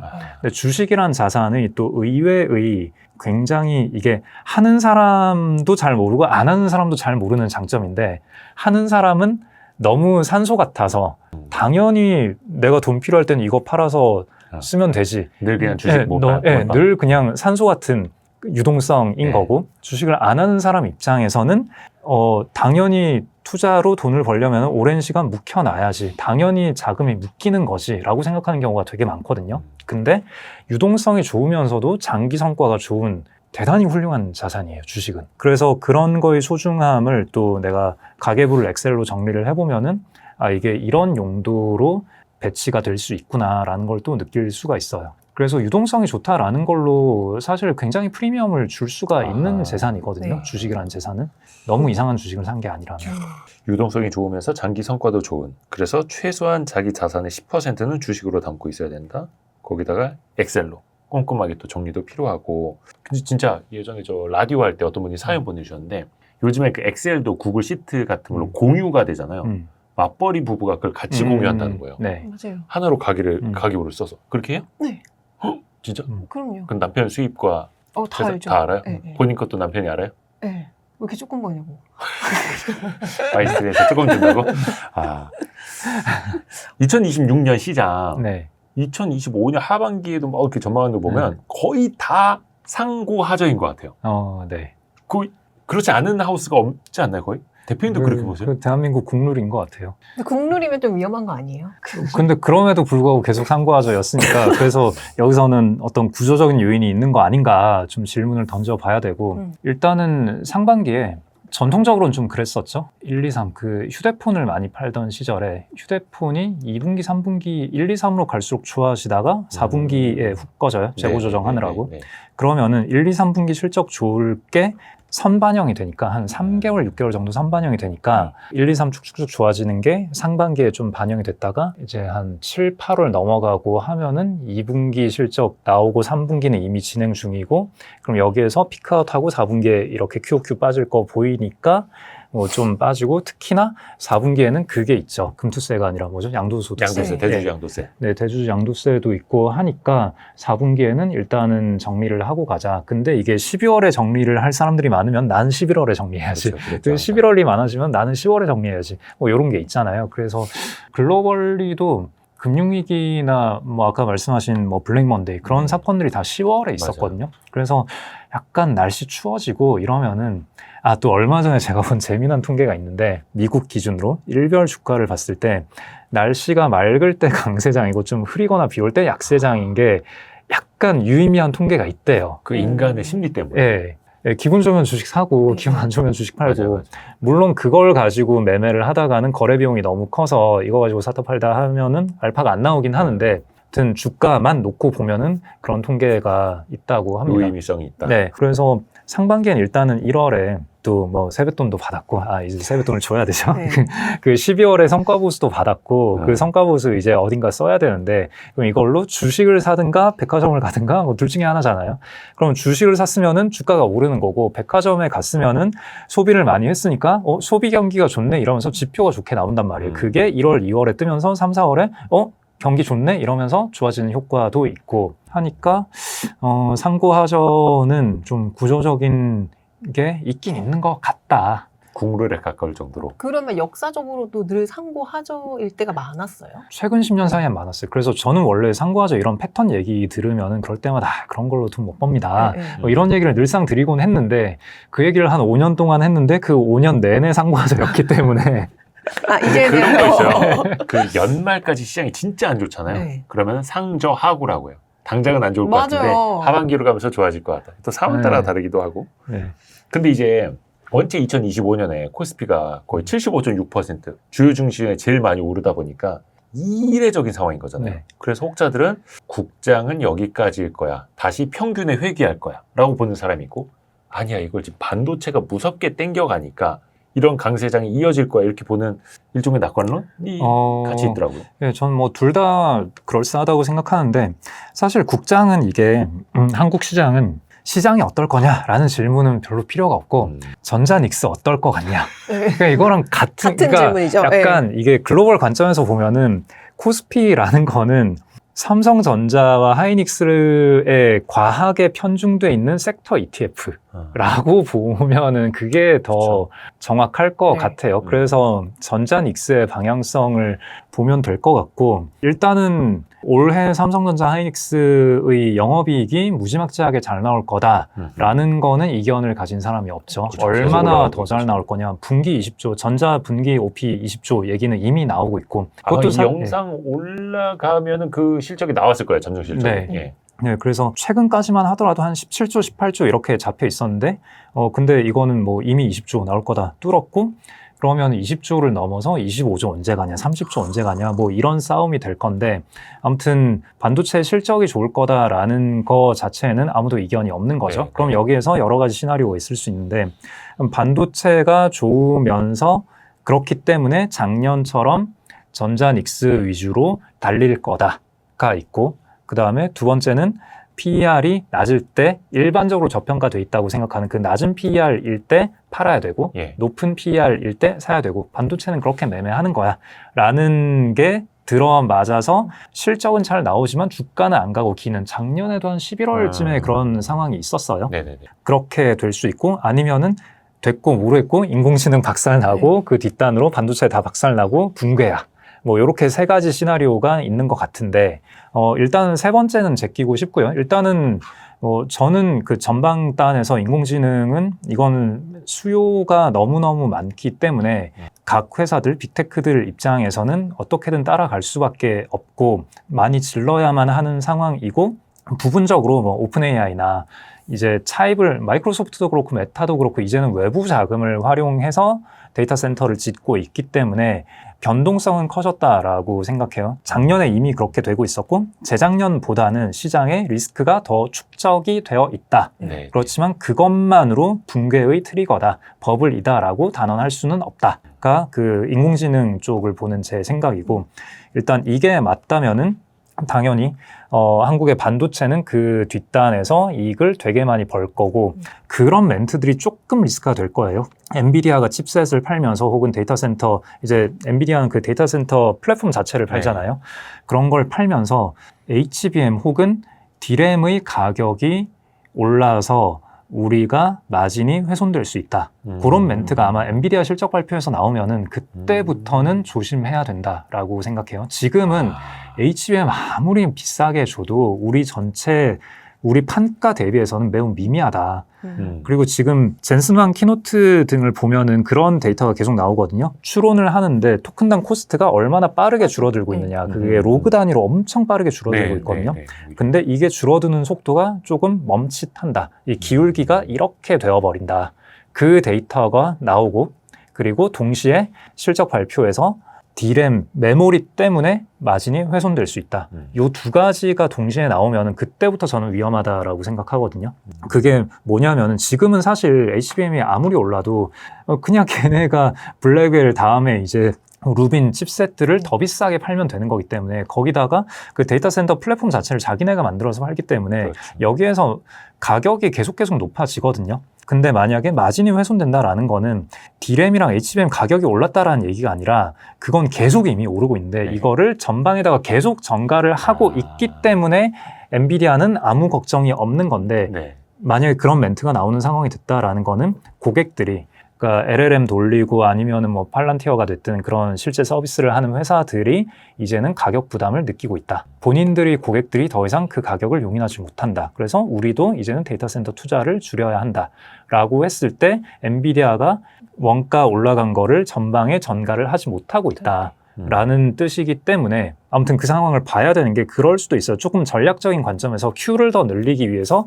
프라이스를 압박을 시키는 걸 수도 있거든요. 전략적인 선택일 수도 있는데 어쨌거나 그 이벤트가 벌어졌을 때 주가는 안 좋게 반응하겠죠. 아 이제 거품 끝났나 보다 라고 생각을 할 거고 아무튼 그거는 이제 어쨌거나 펀더멘탈 실제 지표가 변한 거기 때문에 이게 만약에 잘못된 판단이었다 하더라도 되돌아서는 데는 또 한 3개월 정도 짧아도 3개월 정도가 걸릴 거기 때문에 그때부터는 좀 조심을 해야 될 거고 그 이전까지는 일단 반도체 실적은 좋을 거다라는 걸 베이스 시나리오로 가정을 하고 이 좋은 실적을 보고 더 살 거냐 그래도 시클리컬이니까 딴 거 사야지 요 둘 중에 하나일 건데 일단 현재까지 요 며칠의 장세는 좋으니까 더 사자인 것 같고 거기에 있어서는 지금 마이크론도 주가가 엄청 오르고 있잖아요. S&P 500 기업들 중에서 이렇게 시총이 크고 돈을 잘 벌고 성장성이 좋은데도 불구하고 PER이 10배인 회사는 마이크론밖에 없다. 맞아요. 코스트코도 10몇 배가 되고 한국에 좀 한국 빼고 미국. 그래서 코스트코 같은 굉장히 전통적인 주식도 거의 뭐 19배, 20배 이렇게 받고 있는데 그 회사들은 그런 독점적인 입지와 안정성 뭐 이런 걸로 평가받는 거겠죠. 그러면은 마이크론이 이제 전 세계 3개만 남은 D램 회사인 건데, 아니 물론 CXMT 있으니까 조금 애매하긴 하지만 그쪽은 또 약간 중국스럽게 아예 다른 방향으로 가고 있어가지고 그러면 이렇게 돈 잘 버는 회사에서 그럼 결국은 이게 작년에도 그 논쟁이 거셌는데 사이클성을 얼마나 인정하냐 아니냐의 이슈인 거고 이게 어느 정도 지속 가능성이 있다라는 인정만 받더라도 15배는 기본적으로 받을 수 있는 거고 그럼 마이크론이 이렇게 올라가면은 전자닉스도 안 올라가면 안 되잖아요. 네. 그렇기 때문에 이제 글로벌 투자자들 입장에서 마이크론 되게 싸네 라는 시각이 지속되는 동안은 전자닉스는 계속 따라가는. 그게 어쩐 지표가 될 수도 있는 거네요. 마이크론이 쭉 올라간다는. 네, 보통 네. 많이들 보는 지표라서. 마이크론 네. 요즘 하루에 10%씩 올라요. 네. 그래서 전날 마이크론 이렇게 뛰었는데 어. 그러면은 글로벌 투자자들은 이 두 개 가지고 그 롱숏 하는 투자자들도 많이 있을 거거든요.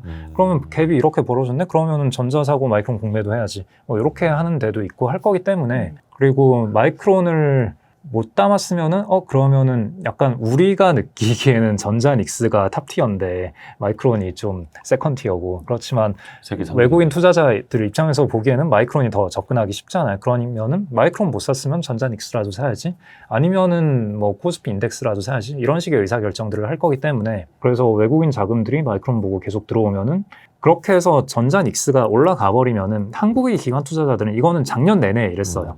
전자닉스가 달리면은 언더퍼폼을 할 수밖에 없거든요. 그쵸, 뭐 저희 회사도 당연히 마찬가지고, 언더퍼폼을 하게 되면 그 압박을 느끼기 때문에 그러면 다른 걸 팔고 전닉을 따라갈 수밖에 없는데, 그러면 그 다른 주식들은 좋은 주식일까요? 나쁜 주식일까요? 좋은 주식일 거잖아요. 좋은 주식도 팔아야죠. 네, 좋다고 생각하니까 담고 있었을 건데 이미 현금은 다 썼고, 그러면은 안 좋은 주식 먼저 팔 거잖아요. 맞아요. 먼저 팔고 지금 좋은 주식만 남아있는데 얘네라도 팔아서 전닉을 쫓아가야겠다 하니까 좋은 주식들이 주가가 툭툭 빠지면서 전자닉스가 올라가는 거죠. 지금 다 전당포에다 갖다 맡기고 있는 거예요. 네. 다 좋은 네. 주식까지도. 그래서 이게 작년에도 이미 그렇게 됐었고, 그래서 사실 여기에서 이거를 그러면 이 추세를 따라가야 하느냐에 대해서는 뭐 정답은 없는데, 어차피 이 상황이 심화가 될수록 좋은 주식들이 저평가되는 정도는 더 심해지는 거잖아요. 그러면은 만약에 본인이 전자닉스가 있든 아니면 없든 간에 본인이 가지고 있는 주식들이 장기적인 관점에서 얼마나 매력적이냐, 그냥 이것만 보면 될 거라고 생각하고, 만약에 정말 포모가 와서 못 살겠다, 잠이 안 온다라는 생각이 들면은, 그럼 또 지금까지 쭉 드린 말씀과 마찬가지로 비율 그냥 조금이라도 담아 놓으면은, 그러면은 전닉 올랐을 때 기분이 조금은 좋거든요. 그렇죠. 어차피 뭐 시장 대비 오늘 내가 뭐 시장이 1% 오르는데 나는 80bp밖에 못 올랐네, 20bp 언더했어, 이렇게 개인 투자자분들이 생각하진 않잖아요. 그렇기 때문에 적당히 밤에 잠이 올 수준의 비율이라는 게 있거든요. 내 몸이 알아요. 그래서 그렇게 맞춰놓고, 만약에 맞췄는데 항상 내가 비중 다 맞춰놓고 나면 빠지거든요. 그래서 내가 전자닉스 다 맞춰놓고 나면 주가 빠질 건데, 빠지면 뭐 그럼 내가 좋은 주식 들고 있었으면 걔네가 또 올라갈 거니까 그러면 뭐 그쵸. 문제가 있냐. 그게 포트폴리오죠. 네. 조지 소로스라면 네. 현재 국장에서 어떤 의사결정을 했을까요? 100억 달러를 차입해서 닉스를 사서 공매도 세력을 죽여버린다? 오늘 또 저희가 금융의 연금술 이야기도 하고 뭐 반도체 그리고 코스피 이야기도 하는데, 그거 아세요? 코스닥이라는 시장이 있대요. 네? 코스닥이라는 시장이 진짜요? 있대요. 그런 우와. 시장이 있답니다. 그건 뭐 닭 파는 시장인가요? 모르겠네요. 뭐 하는 곳인지도 모르겠는데 하여튼 있대요. 근데 지금 네. 정부에서도 코스닥 뭐 활성화 정책을 내놓네 뭐 이런 이야기들은 하고는 있는데. 그렇죠. 치킨 맞아요. 맛있으니까. 네. 드립이 안 치킨입니까? 먹히면 먹힐 때까지 프라닭 같은 이제. 겁니까? 네. 중소형주에 과연 기회가 올 것인가. 그러니까 왜 진짜 개인 투자자들마저도 이제는 못 버티겠다. 코스닥 중소형주 팔아서라도 삼성전자, 하이닉스 쫓아가자 막 이런 사람들이 있는데, 이거 중소형주 어떻게 볕이 들 수 있을까요? 작년에도 한 6월? 8월인가? 한 2달 정도? 2달밖에 없었다는 게 참 반짝. 슬픈 일이긴 한데, 예, 반짝 좀 그 대형주 기고 요 중소형주 좋을 네. 때가 있었거든요. 그래서 연중에도 그럴 때가 올해에도 뭐 몇 번 있을 거예요. 그냥 뭐랄까, 현재 겪고 있는 상황 자체를 하나의 레슨으로 삼아야 한다라고 생각을 하는데, 기관 투자자들 얘긴데, 나이를 먹을수록, 나이가 많을수록 포트폴리오에 전자닉스를 기본적으로 깔고 가는 특징이 있거든요. 그럼 젊은 친구들은 이거 보고 굳이 저런 주식을 왜 깔고 가? 라고 생각을 하죠. 재미없는 주식. 옛날엔 그럴 수 있었죠. 네. 예, 좋다 하더라도 애플 투 애플 비교해보면은, 예. 그러면 삼성전자가 좋다 한들 얘의 어떤 업사이드 포텐셜이 있을 거고, 본인이 좋아하는 어떤 개별 주식의 업사이드 포텐셜이 있을 건데, 삼성전자 아무리 잘해봤자 1년에 한 15%, 20% 버는데, 내가 골라온 좋은 주식은 1년에 50% 넘게 벌 수 있는데, 그러면은 이걸 버리고 이걸 사야 되는 거 아니냐라는 게, 전자가 좀 한동안 한 2년 이상 기고 나면은 대부분 포트폴리오가 이렇게 바뀌어 있어요. 네.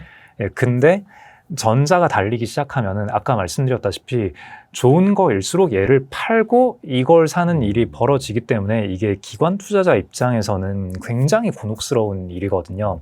그래서 5년에 한 번 정도 그런 사이클이 오는데, 그래서 그 사이클을 한번 경험했던 좀 아재, 네, 어르신 투자자라면은 그러면 좀 그래도 전자닉스 없으면 불편해, 허리가 아파, 약간 그런 앞에. 예, 그런 감성을 가질 수가 있어요. 그래서 지금 이제 개별 주식을 보는 분들도 개별 주식이 뭐 지난 한 3, 4년 좋았다 하더라도 그거는 결국은 그 윗단에서 그렇게 매력적인 게 없었을 때 수급이 흘러내려와서 좋았던 거. 그러니까 아까 그 맨 처음에 그 말씀 드렸잖아요. 정주영 회장님의 그 조선. 네, 네. 그 우리가 뭘 했느냐와 결과를 매치시킬 때가 많잖아요. 근데 네. 사실 실제 세상은 그 이외에 나와는 별 관련 없는 그 여러 가지 주변 정황으로 인하여 어떤 환경이 세팅돼 있는 경우가 되게 많다라는 거죠. 예를 들어서 우리나라가 뭐 삼저 호황 뭐 이런 걸 누렸던 것도 뭐 그 이전에 냉전에서 비롯된 여러 가지 역학 관계들이 있었던 거잖아요. 네. 우리야 당연히 우리가 열심히 했고 뭐 독일에 가서 또 열심히 탄건 캐고 한 우리가 열심히 한 게 분명히 존재하지만 그 바깥의 주변 환경도 무시할 수 없다. 그래서 내가 좋은 주식을 사서 지금까지 몇 년 동안 돈을 잘 벌었다 하더라도 이거는 그 중소형주가 잘 갈 수 있는 주변 환경이 그러했기 때문이다. 그러했던 게 상당히 기여를 했다라는 걸 이번에 레슨으로 여기고, 그래서 주변의 대형주들의 움직임이 어떠한지를 앞으로는 계속 좀 신경을 쓰자. 내가 종목은 종목대로 보되 이런 식으로 내 의사결정을 조금 더 보완을 해야 되는 거죠. 그래서 중소형주 언제 반등할 거냐, 이거는 아니 뭐 한 3년 버티고 있으면 내가 좋은 거 골랐으면 돈 많이 벌 거예요. 그래서 이거는 별로 스트레스 받을 게 아니에요. 내가 좋은 거 골랐냐 아니냐가 중요한 거지. 근데 여기에서 스트레스를 정말 많이 받고 있다면은 좀 더 주변 환경, 좀 더 큰 흐름들이 어떻게 되느냐를 일상적으로 좀 신경을 쓴다라는 걸 내 의사결정의 한 요소로 포함한다. 그렇게 보완을 하면 되겠죠. 근데 또 중소형주에 대한 스터디는 평소에 또 해놔야 되고. 네, 그건 당연히 하는 거고. 네. 네. 그리고 기회가 왔을 때 네. 이제 장전해야지. 이제. 네. 중소형주 코스닥이라는 게 있었다라고 추억을 하면서. 올해가 그럼 그 어떤 큰 환경들의 영향이 중소형주를 더 예전보다 더 크게 미칠 거라고 보시는 거예요? 뭐 그럴 순 있죠. 작년에 전자닉스 많이 달렸으니까 그래서 만약에 6배, 10배가 기본 레인지다라고 하면은 지금 다 10배는 뚫어 있으니까 그러면은 여기서 다 왔다 하더라도 사실 이익이 3, 40% 늘어나 버리면은 그러면은 PER이 유지가 되더라도 주가는 올라가는 건데, 문제는 이제 그 다음해까지인 건데, 그래서 결국은 이거는 그래서 중소형주 얼마나 잘 될 거냐 보다는, 그래서 이제 그 앞단에서 AI가 버블이냐 아니냐, 버블이라면 그리고 이게 깨진다면 어떤 트리거로 언제 깨질 거냐, 여기에 대해서 답을 해야 되는 거죠. 아까 그 두 가지 기준을 네. 시그널을 읽어야 되겠네요. 네. 또 하나가 사실 배당주도 오른 건 되게 많이 오르긴 했어요. 뭐 은행주도 그렇고 작년 상반기까지도. 또 배당소득 분리과세라는 게 이제 26년도부터 본격적으로 시행이 되잖아요. 그럼 여기에서 배당주가 더 한번 릴레이팅이 될 것인가는 어떻게 보죠? 배당 메리트? 저는 사실 이건 좀 굉장히 민감한 얘기인데, 네네. 할 수 있는 데까지만 말씀드리자면 보통은 금융회사들이 배당을 많이 주잖아요. 그렇죠. 그리고 최근에 뭐 밸류업이니 뭐니 하면서 이런 이벤트로 주목을 많이 받았는데, 금융회사란 본질적으로 북 베이스 비즈니스란 말이에요. 물론 이제 더 선진화되면은 브랜드 인지도, 네. 그 회사의 신뢰성 자체가 그 회사가 가진 자산이 되는 거여서 북을 까도 되는데, 네. 그래서 뭐 JP모건이나 뭐 뱅크 오브 아메리카나 뭐 그런 회사들은 북을 줄여가면서 주주환원을 해도 되는데 그래도 사업을 계속 더 성장을 시킬 수가 있는데, 네. 한국의 금융회사들은 여전히 북 기반으로 성장을 해야 되는 상황인데, 거기에서 자사주 매입 소각이든 배당이든 그런 걸 하면 할수록 북이 줄어들잖아요. 그러면은 북 기반 비즈니스를 여전히 영위하고 있는 회사가 북을 줄이면서 주주환원을 하는 게 정말 주주를 위한 일일까? 이 질문을 던져볼 때가 작년에 이미 도래했다라고 저는 생각하고요. 그래서 저도 금융주 은행 보험을 좀 많이 가지고 있었어요. 과거형입니다. 근데 보통은 그 금융하면 또 3대 섹터, 세부 섹터가 있잖아요. 은행, 증권, 보험. 네, 그래서 여기까지만 말씀드릴게요. 네. 그러니까 이게 네. 사실은 어쩔 수 없이 뭐 증권사에서 신용융자 쓰는 것도 거기서는 많이 내줄수록 돈이 되지만 자본금의 200%가 그게 또 한계가 있으니까 그런 자본금을 늘려야 돼요. 증자를 또 해야 되고. 그러니까 미국 회사처럼 자기 자본금을 줄여서까지 주주한테 내줄 수가 없는, 그러면 이제 비즈니스의 어떤 한계를 또 고스란히 드러내는, 어떻게 보면 이제 구조적인 문제일 수도 있겠고요. 그럼 결국에는 이제 답은 성장주에서 또 찾아야 하는. 오늘 보니까 또 자동차가 엄청 오르고 있잖아요. 근데 이게 자동차가 아니라 이제 로봇 아닙니까? 로봇이죠. 네. 예. 네. 그 생각을 해봐요. 제가 오늘 고민하고 있는 건데, 네네네. 그러니까 결론을 못 내렸어요. 오늘 이제 좀 조사를 해봐야 되는 건데, 자율주행이 현대차에서 최근에 이슈가 있었잖아요. 네. 그래서 수장이 바뀌시고, 펀티투다 대표. 예, 그동안 수년간 해왔던 게 다 물거품이 되었다. 그러면서 좀 비판 여론이 되게 강했는데, 일단 젠슨 황이 작년 말에 한국에 와서 칩을 주셨다고 해야 되나? 26만 원 판다고 네. 하죠. 돈 주고 사는 네, 거예요. 네, 돈 주고 사는 거죠. 네, 그게 삼성전자, 현대차, 네이버 국가기관이었잖아요. 예. 그러면 여기에 이 세 회사가 왜 끼어 있는 걸까? 사실 네이버가 인공지능 클라우드에서 글로벌리 두각을 보이던 회사도 아니고, 현대차가 뭐 차세대 전기차나 자율주행에서 물론 전 잘하고 있다고 생각하는데 상대적으로 레거시 내연기관 회사들 중에선 잘하는 편인데, 아무튼 뭔가 프론티어로 치고 나가면서 시장을 선도하는 회사는 아니었던 거잖아요. 그리고 삼성전자도 재작년 말에 삼성전자 하면 온갖 비판 여론이 네, 거셌잖아요. 그렇죠. 근데 이 세 회사들의 이 칩을 주기로 했다. 그러니까 엔비디아가 그냥 뭐 치킨 먹고 기분 좋아서 준 건 아닐 거잖아요. 아까 이제 허리 아픈 거 이 얘기했잖아요. 다 내부에서는 엄청난 분석과 전략적인 결정들이 이루어져 있고, 치킨 먹으면서 내가 공개할게 라고 하는 그런 거잖아요. 그러면 그들의 전략에서 이 한국의 새 회사들이 왜 중요한 위치를 지닐까, 요 고민을 좀 해봐야 되고, 전자는 당연히 대만 TSMC가 가지는 그 전략적인 좀 위험성이 있잖아요. 그래서 그 의존도를 낮추기 위해서는, 그리고 HBM도 하이닉스에만 너무 의존하면 안 되니까, 그래서 삼성전자는 충분히 이해가 돼요. 근데 네이버와 현대차는 약간 이상하잖아요. 네, 이상한데, 그러면 현대차는 여기서 그 며칠 전에 젠슨황 CES 기조연설에서 자율주행 알파마요라는 자율주행 플랫폼을 발표를 했는데, 현대차는 사실 42단 말고도 내부에서 투트랙으로 또 별도로 진행하던 자율주행 부서가 있는 걸로 저는 알고 있고요. 정 안 되면은 외부에서 자율주행을 사오면 된다라는 얘기가 있는데, 여기에 대한 반론으로 테슬라의 카메라 기반 자율주행이 이걸 외부에 팔지 못하는 게 카메라 위치들이 다 정확하게 지정이 돼 있고, 거기서 센싱되는 외부 정보를 조합해서 판단을 하는 건데, 차들의 모양이 세부적으로 다 다르잖아요. 그러면 거기에서 각 카메라 센서 위치가 다 다를 텐데, 그럼 그거를 테슬라가 준 걸 가지고 쓰려면 커스터마이징을 또 엄청나게 해야 된다. 그러니까 테슬라만 치고 나가고, 테슬라 말고는 중국차가 이제 자율주행 2대장이잖아요. 그래서 이런 상황에서 현대차가 자율주행을 독자 개발도 안 되고 외부에서도 사오는 것도 안 되고, 그러니까 현대차는 자율주행 이제 끝났다라는 시각이 있었는데, 근데 사실 자율주행 플랫폼을 팔겠다라고 하는 회사가 크게 두 군데가 있죠. 일단 하나는 구글이 있고, 또 하나는 엔비디아가 있죠.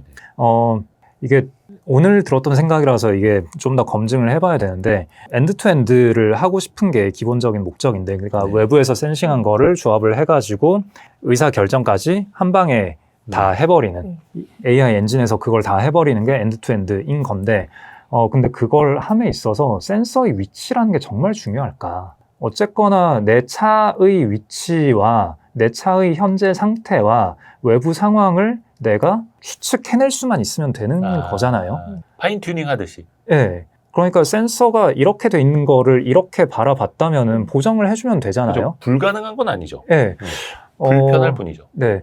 그리고 결국은 내 센서가 어디에 부착돼 있든 간에 인풋이 들어오고 나서 내부에서 감지하는 외부 상황은 차량 A, B가 다른 형태라 하더라도 A, B가 감지하는 외부의 모양은 같은 걸 감지할 거잖아요. 그래야 제대로 된 알고리즘인 거잖아요. 테슬라의 차량도 차량마다 생김새가 다른데, 지금 모델 S와 모델 X가 FSD가 되는데 그 둘도 생김새가 다르잖아요. 완전히 동일한 위치에 카메라가 붙어있지 않을 거라고요. 그렇게 본다면은 센서 위치가 그렇게 중요하지 않을 수 있고, 더구나 엔비디아가 원래 뭐 하는 회사죠? 게임용 게임, 그래픽카드 게임 만드는 그래픽카드. 회사잖아요. 게임에서 가장 많이 하는 게 뭐죠? 시점 전환이잖아요. 아. 그게 1인칭, 3인칭 아니면은 공중에서 내려다 보는 거.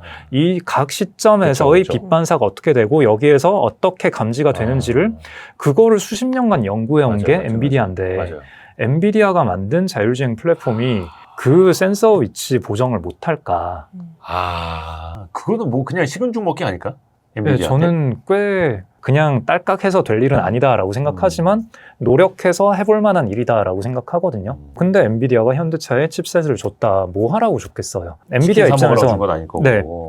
엔비디아 입장에서 엔비디아가 늘상 얘기하는 게 피지컬 AI인 건데 지금까지의 트랜스포머 기반의 LLM은 문제가 그 안에서 그 심볼릭한 연산을 수행하는 게 되게 취약하잖아요. 1.1과 1.0009 중에 뭐가 커? 이러면 1.0009가 더 큽니다. 막 이런 얘기 계속 하잖아요. 뭐 지금은 안 하겠지만. 그래서 그런 것들을 그때그때 파악하고 보정하고 계속 해줘야 되는데 그게 언어 기반의 트랜스포머 기반의 모델에서 구조적으로 일어날 수밖에 없는 문제거든요. 그래서 피지컬 AI가 돼야 진짜 지능에 다가갈 수 있는 거고 근데 그 피지컬 AI를 구동할 수 있는 환경과 학습시키는 플랫폼과 그거를 엔비디아가 다 갖춰놓고 매 세션마다 홍보를 하고 있단 말이에요. 근데 그러면은 이걸 활용해서 실제 현장에서 가동하기에 가장 유리한 곳이 어디일까? 사실 중국이 제일 좋겠지만 중국이랑은 거긴 너무 또, 친하게 지내면 안 되잖아요. 그 다음으로는 독일, 일본인데 독일, 일본은 의외로 답이 안 나와요. 그러니까 지금까지 가진 기술들은 굉장히 고도화되어 있는데 새로운 걸 도입해서 뭔가 하자라고 하기에는 약간 배가 덜 고파요. 그러면은 제조 기반이 다 갖춰져 있으면서도 뭔가 좀 압박감을 느끼면서 좀 열심히 해보자라는 태도가 되어 있는 나라는 어디인가? 대한민국이죠. 그렇죠. 그럼 대한민국에서 그럼 여기에서 삼성전자가 만드는 휴대폰이 1억 대가 넘어가고 현대차가 1년에 몇 대를 만들죠? 800만 대 만드나? 네, 1년에 수백만 대의 차량을 생산하는데 그러면은 이 생산 제조 라인도 그렇고 그다음에 생산된 물건들이 바깥에 굴러다니면서 얻을 수 있는 데이터도 그렇고 근데 이들은 스스로 그거를 얻어내기에는 그러니까 이번에 현대차에 대한 비판 중에 하나가 그게 있었잖아요. 테슬라는 처음부터 그냥 베타 테스트로 계속 돌리면서 데이터부터 수집을 했다. 근데 현대차는 그걸 안 하고 놀고 있었다. 근데 저는 이게 좀 과한 비판이라고 생각하거든요. 테슬라는 처음부터 그렇게 데이터를 수집할 수 있게 차를 내놓은 거고 그렇죠. 지금 저희가 뭐 5년 전에 사놓은 소나타에다가 갑자기 센서 박으면서 이 데이터 수집 좀 할게 이러면 안 할 거잖아요. 그러니까 당연히 그런 레거시를 짊어지고 가는 회사들은 당연히 못하는 거를 왜 안 했냐라고 비판하는 건 좀 너무했다고 생각하고 근데 지금부터라도 사실 어떤 데이터를 어떻게 수집해서 가공을 해야 될지도 몰랐던 거 이번에 포디투닷 사건이 있으면서 외부로 좀 드러난 거긴 하지만 그 포디투닷 회사가 해온 방향과 현대차의 실제 그 자동차 기획하고 제조하는 그 라인이랑은 거의 완전 따로 놀고 있었기 때문에 이게 같이 가기가 되게 어려웠던 건데 그럼 여기에서 일단은 경영진 레벨에서 위기감을 느꼈을 거고 거기에서 엔비디아와의 사실 칩셋 25만 개, 26만 개가 끝은 아닐 거잖아요. 그거 칩 주고 그냥 알아서 해라는 아닐 거잖아요. 그럼 이걸 가지고 우리랑 재미난 거 해보자라고 여러 가지 협업을 할 거고 그럼 거기에서 당연히 로봇 가지고 공장 자동화하는 거, 그 다음에 자율주행 시도하는 거 당연히 시도를 하겠죠. 그러면 여기에서 뭔가 스토리를 풀어볼 각은 나온다라고 볼 수 있겠죠. 근데 그렇다고 해서 뭐 이 주식을 사도 되냐 아니냐 그건 뭐 저도 모르겠고 아무튼 그 한국의 회사가 그렇게 막 뒤처진 후진 회사가 아니다. 뭔가 희망의 씨앗은 있다. 그 정도 말씀드리겠습니다. 말씀 들으면서 딱 생각이 난 게 뭐냐면 한 1년 전까지만 해도 저도 썼던 표현인데 삼성전자가 거의 동네 바보 형이 됐었어요. 맞아요. 야, 저 형 놀리지 마. 그래도 한때 공부 잘하던 형이야. 이거였거든요. 현대차도 좀 그랬었어요. 야, 저 형 놀리지 마. 그래도 내연기관차 제네시스는 잘 만드는 형이야. 이랬었는데 이제 HBM 시대가 되고 AI 시대, 그 다음에 이제 피지컬 AI 시대 오면서 로봇 또 엔비디아 만나서 자율주행까지 가면서 이제 현대차도 놀리면 안 되는 형. 아니 진짜 더 큰 형이 와갖고 이 두 바보 형을 그 깐부치킨 같이 먹을 굶어준 때 거 아닌가요? 오늘 그 텔레그램 그 메시지 돌더라고요. 깐부치킨 먹으면서 젠스만 그렇게 힌트를 줬는데 아직까지 삼성전자 현대차 안 갖고 있으면 치킨만 사 먹었네요. 거기 가가지고. 삼성도 치킨집 갈 생각만 했지. 오늘 진짜 홍치대 대표님 만나서 너무 재밌었습니다. 우리 그 조지 소로스 형님의 금융의 연금술부터 해서 또 시장 이야기까지 많이 배웠습니다. 아유, 저 너무 즐거웠습니다. 또 나와주십시오. 아유, 감사합니다. 도와주세요. 감사합니다. 감사합니다. 고맙습니다. 고맙습니다. 고맙습니다.